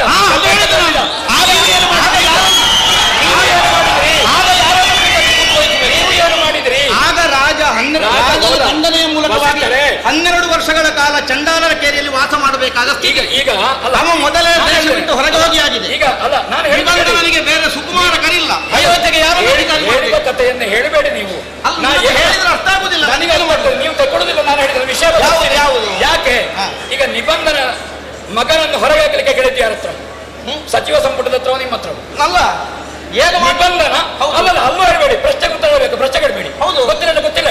ಹೌದು, ಗುರುಗಳಲ್ಲಿ ಕಾಣಿಲ್ಲ. ನಿಬಂಧನ ನಿಮ್ಮ ಹತ್ರ ಕೇಳಿ ಸಚಿವ ಸಂಪುಟ ಹತ್ರ ಯಾಕೆ ಕೇಳಬಾರ್ದಿತ್ತು? ಗುರುಗಳ ಮಗನನ್ನು ಹೊರಗೆ ಹಾಕಬಹುದು ಅಂತ ನಿಮ್ಮ ಹತ್ರ ಕೇಳಿದ್ರು. ಹೌದು, ಶಾಸನವನ್ನು ವಿಧಿಸಬೇಕಾದ ಕೇಳಬೇಕಾದ ಮಂತ್ರಿಗಳಲ್ಲೆಲ್ಲ ನಿಮ್ಮ ಹತ್ರ ಹೌದಾ? ರಾಜ ಶಾಸನವನ್ನು ಮಾಡುವುದು ನಮ್ಮಂತಹ ದಾರ್ಶನಿಕರ ಕೆಲಸ. ರಾಜನ ದಂಡ ಹಿಡಿದು ಪರಿಪಾಲಿಸಬೇಕಾದದ್ದು ಕ್ಷತ್ರಿಯ. ಹೊರಗೆ ಹಾಕಲಿಕ್ಕೆ ಹೇಳಿದೆ. ವಿರಾಟ್ ಪುರುಷನ ಶಿರೋಭಾಗವನ್ನು ಬ್ರಾಹ್ಮಣ ಪರಿಷತ್ತಿನಿಂದ ಸಿದ್ಧವಾದ ಶಾಸನವನ್ನು ಅನುಷ್ಠಾನಗೊಳಿಸಬೇಕಾದದ್ದು ಮಾತ್ರ ಕ್ಷತ್ರಿಯನಿಗೆ ಧರ್ಮ. ಮುಖ ಬ್ರಾಹ್ಮಣ ಭುಜದಿಂದ ಕ್ಷತ್ರಿಯ, ಅದು ಬೇಡ. ಈಗ ನಾನು ಹೇಳುದು, ನಿಬಂಧನನ್ನು ಹೊರಗೆ ಹಾಕಲಿಕ್ಕೆ ಹೇಳಿದ್ದು ನೀವು. ಹೌದು, ಸಿಂಹಾಸನ ಹೊರಗೆ ಹಾಕಲಿಕ್ಕಲ್ಲ, ಶಿಕ್ಷೆ ಕೊಡಬೇಕು ಅಂತ ಹೇಳಿದ್ದು ನೀವು. ಶಿಕ್ಷೆ ಕೊಡುವಲ್ಲಿ ತಪ್ಪಕೂಡದು. ವ್ಯಾಮೋಹ ವಿರಹಿತನಾಗಿ ಶಿಕ್ಷೆಗೆ ರೂಪ ಏನು ಅಂತ ಶಾಸ್ತ್ರ ಹೇಳುವುದು. ಹೌದು, ಹಾಗೆ ನೀವು ರಾಜನೇ ಇಲ್ಲದಿದ್ದಾಗ ಒಬ್ಬ ರಾಜನನ್ನು ಮಾಡ್ಲಿಕ್ಕೆ ಅವನನ್ನು ತರಲಿಕ್ಕೆ ಮನಸ್ಸು ಮಾಡಲಿಲ್ಲ. ಹಾಗೆ ತಮ್ಮ ರಾಜನಾದಾಗ 99 ಅಶ್ವಮೇಧ ಮಾಡಿದ್ದೀರಿ ನೀವು ಕೂತ್ಕೊಂಡು. ಅದು ನಿಮಗೆ ಆಗ್ತದೆ, ನಿರ್ಣಯ ಮಾಡ್ಲಿಕ್ಕೆ ಆಗುದಿಲ್ಲ.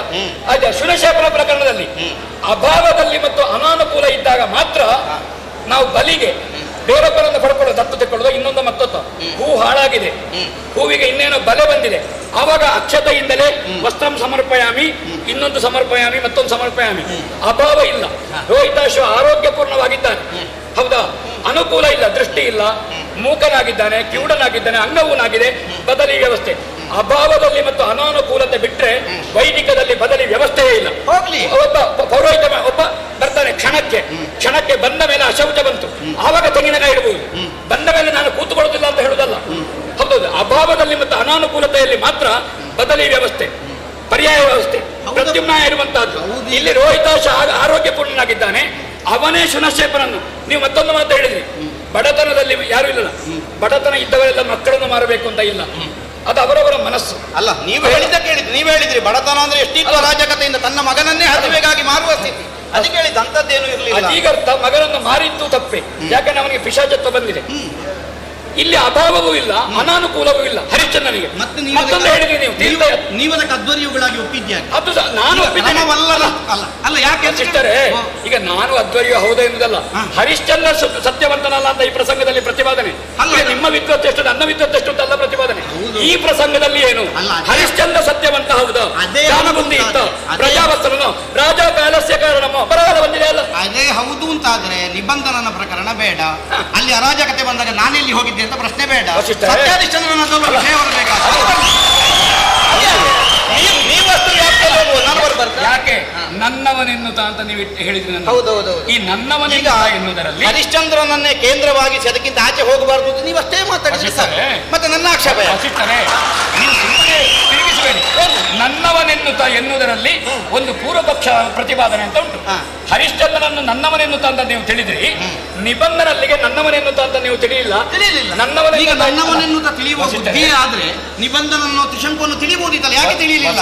ಯಾಕೆ ಹರಿಶ್ಚಂದ್ರನನ್ನು ಮಾತ್ರ ತಿಳಿಯಬೇಕು? ವಸಿಷ್ಠರೇ, ನಿಮಗೆ ಒಂದು ಪೂರ್ವಾಗ್ರಹ ಇತ್ತು. ಯಾವುದು? ಯಾವರ ಹತ್ರ ಅಂದ್ರೆ ಅವನ ಹತ್ರ, ತ್ರಿಶಂಕು ಹತ್ರ. ಏನು ಅಂತ ಹೊರಗೆ ಹಾಕಿದ್ದೀರಿ, ಹೌದಾ? ಆ ಪೂರ್ವಾಗ್ರಹ ಆಯ್ತು. ನಿಬಂಧನ ಹತ್ರ ಏನು ಅಂತ? ನಿಬಂಧನ ಹೋಗಿದ್ದಾನಲ್ಲ, ಹೌದು, ಅಮ್ಮ ಹೋಗಿದ್ದ, ಅವನ ವಿಷಯ ಇಲ್ಲ. ನಿಬಂಧನ ನಾನು ಹೇಳಿದಾಗೆ ಕೇಳಿದಲ್ಲ, ಮಗನಿಗೆ ಶಿಕ್ಷೆ ಕೊಟ್ಟಲ್ಲ. ಹಾಗಿದ್ರೆ ನನ್ನವ ಅಂತ ನಾನು ಅವನ ಹತ್ತಿರ ಇರಬೇಕಿದೆ.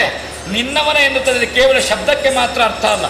ಹರಿಶ್ಚಂದ್ರನನ್ನು ರಾಜ ಕಾಲಸ್ಯ ಕಾರಣ ಅಂತ ಹೇಳುವ ನೀವು, ಹರಿಶ್ಚಂದ್ರನ ಕಾಲದಲ್ಲಿ ಬರಗಾಲ ಬಂತು, ಆವಾಗ ಯಾಕೆ ರಾಜ ಕಾಲಸ್ಯ ಕಾರಣ ಆಗಲಿಲ್ಲ? ಹಾಗಾದ್ರೆ ಬರಗಾಲ ಬರ್ಲಿಕ್ಕೆ ಹರಿಶ್ಚಂದ್ರ ಕಾರಣ? ಹರಿಶ್ಚಂದ್ರನ ಕಾಲದಲ್ಲಿ ಬರಗಾಲ ಬರಲಿಲ್ಲ, ಅವನಿಗೆ ಜಲೋದರ ಮಾತ್ರ ಬಂದದ್ದು. ಯಾರು ಹೊಟ್ಟೆಗಿಲ್ಲದೆ ಸಪ್ತದ್ವೀಪ ಬಿರುದಾಂಕಿತವಾದಂತಹ ಚಕ್ರವರ್ತಿ ಹೊಟ್ಟೆಗಿಲ್ಲದೆ ಬಡತನ ಬಂದು ಒಬ್ಬ ತಪಸ್ವಿ ಮಗನನ್ನು ಮಾರಿದ್ದಾನೆ. ಯಾರು ಹೇಳಿದ ಬಡತನ ಇಲ್ಲ? ಅವನಿಗೆ ಬಡತನ ಬಂದಿದೆ. ಆದ್ರೆ ಆಲೋಚನೆ ಮಾಡಿ, ಹರಿಶ್ಚಂದ್ರನ ಕಾಲದಲ್ಲಿ ಊರಿಗೆ ಬರಗಾಲ ಬರಲಿಲ್ಲ. 9 ವರ್ಷ ಬರಗಾಲ ಬಂದ್ರೆ ಮಾತ್ರ ಒಬ್ಬನಿಗೆ 9 ವರ್ಷ. ನಾನು ಇದ್ದೇ ಅಲ್ಲ, 9 ವರ್ಷ ಬಂದಿದೆ ಬರಗಾಲ. ಅಜಿಗರ್ತನಿಗೆ ಏನು ಇಲ್ಲದೆ ಇದ್ದು 50,000 ಗೋವುಗಳನ್ನು ಬರ್ಕೊಂಡು ಬಡತನದಲ್ಲಿ ಮಾರಿದ್ದು ಒಬ್ಬ ತಪಸ್ವಿಗೆ ಬಡತನ ಬರಲಿಲ್ಲ ಅಂತ ಹೇಳಿದ್ರೆ ನೀವೇನು ಮಾಡಿದ್ದೀರಿ? ಅವನಿಗೆ ದಕ್ಷಿಣ ಬಡತನದಲ್ಲಿ ಕಡಿಮೆ ಮಾಡಿಸಿದ್ರಿ ಅಂತ ಹೇಳಬೇಕಾಗ್ತದೆ. ವಿಶ್ವಾಮಿತ್ರ ಬಡತನ ಬರಲಿಲ್ಲ ಅಂತ ಅವನಿಗೆ ಈಗ ದೇಶಕ್ಕೆ ಬರಗಾಲ ಬಂದಿದೆ ಅಂತ ಹೇಳಿದ್ರೆ ಎಲ್ಲಿಯೋ ಒಂದು ಕಡೆಯಲ್ಲಿ ಮಳೆ ಬರಲಿಲ್ಲ ಅಂತ ಅರ್ಥವ? ಈಗ ದೇಶಕ್ಕೆ ಬರಗಾಲ ಬಂದಿದೆ ಅನ್ನೋದರ ವ್ಯಾಪ್ತಿಯನ್ನು ಸಪ್ತದ್ವೀಪ ಬಿರುದಾಂಗಿ 50,000 ಗೋವು ಕೊಟ್ಟದಲ್ಲಿಂದ ಇವ ಬರಗಾಲ ಬಂದ ಊರಿನಲ್ಲಿ ನೀವು ಆಲೋಚನೆ ಮಾಡಿ. ಇವರ ಹತ್ರ ಇತ್ತು ಬರಗಾಲ ಬಂದದ್ದು ಯಾವಾಗ ನೀವು ಆಲೋಚನೆ ಮಾಡಿ. ನೀವು ನಾಯಿ ಮಾಂಸದಿಂದ ಕಾಲಕ್ಕೆ ಈ ಕಾಲದಲ್ಲಿ ಜಲೋದರ ಮಾತ್ರ ಬಂದಲ್ಲ. ಗೊತ್ತುಂಟಲ್ಲ, ಅಜೀಗರ್ತ ಬಡತನದಲ್ಲಿ ಕೊಟ್ಟದ್ದು. ಈಗ ಅಜೀಗರ್ತನಿಗೆ ಬಡತನ ಇತ್ತು. ಬಡತನ ಅಂದ್ರೆ ಬರಗಾಲ ಬಂದಿದೆ ಅಂತ ಅರ್ಥ. ಬರಗಾಲದಿಂದ ಬಡತನ ಅದೇಗೆ? ಮಳೆಗಳು ಇಲ್ಲಲ್ಲ ಆ ಕಾಲದಲ್ಲಿ, ಹತ್ತು ಬಂದಿದೆ ಮಳೆಗಳ ಇದ್ದಲ್ಲ. ಈಗ ಅಯೋಧ್ಯೆಯ ಸಿಂಹಾಸನದಲ್ಲಿ ಆಡಳಿತದ 50,000 ಗೋವುಂಟು ನರ್ತಕ್ಕದ್ದು ಬಡವರಿಗೆ ದಾನ ಮಾಡಲಿಲ್ಲ, ತಾನೇ ಇಟ್ಟುಕೊಂಡು ಸಂಪತ್ತನ್ನು ಇಟ್ಟುಕೊಂಡಿದ್ದಾನೆ.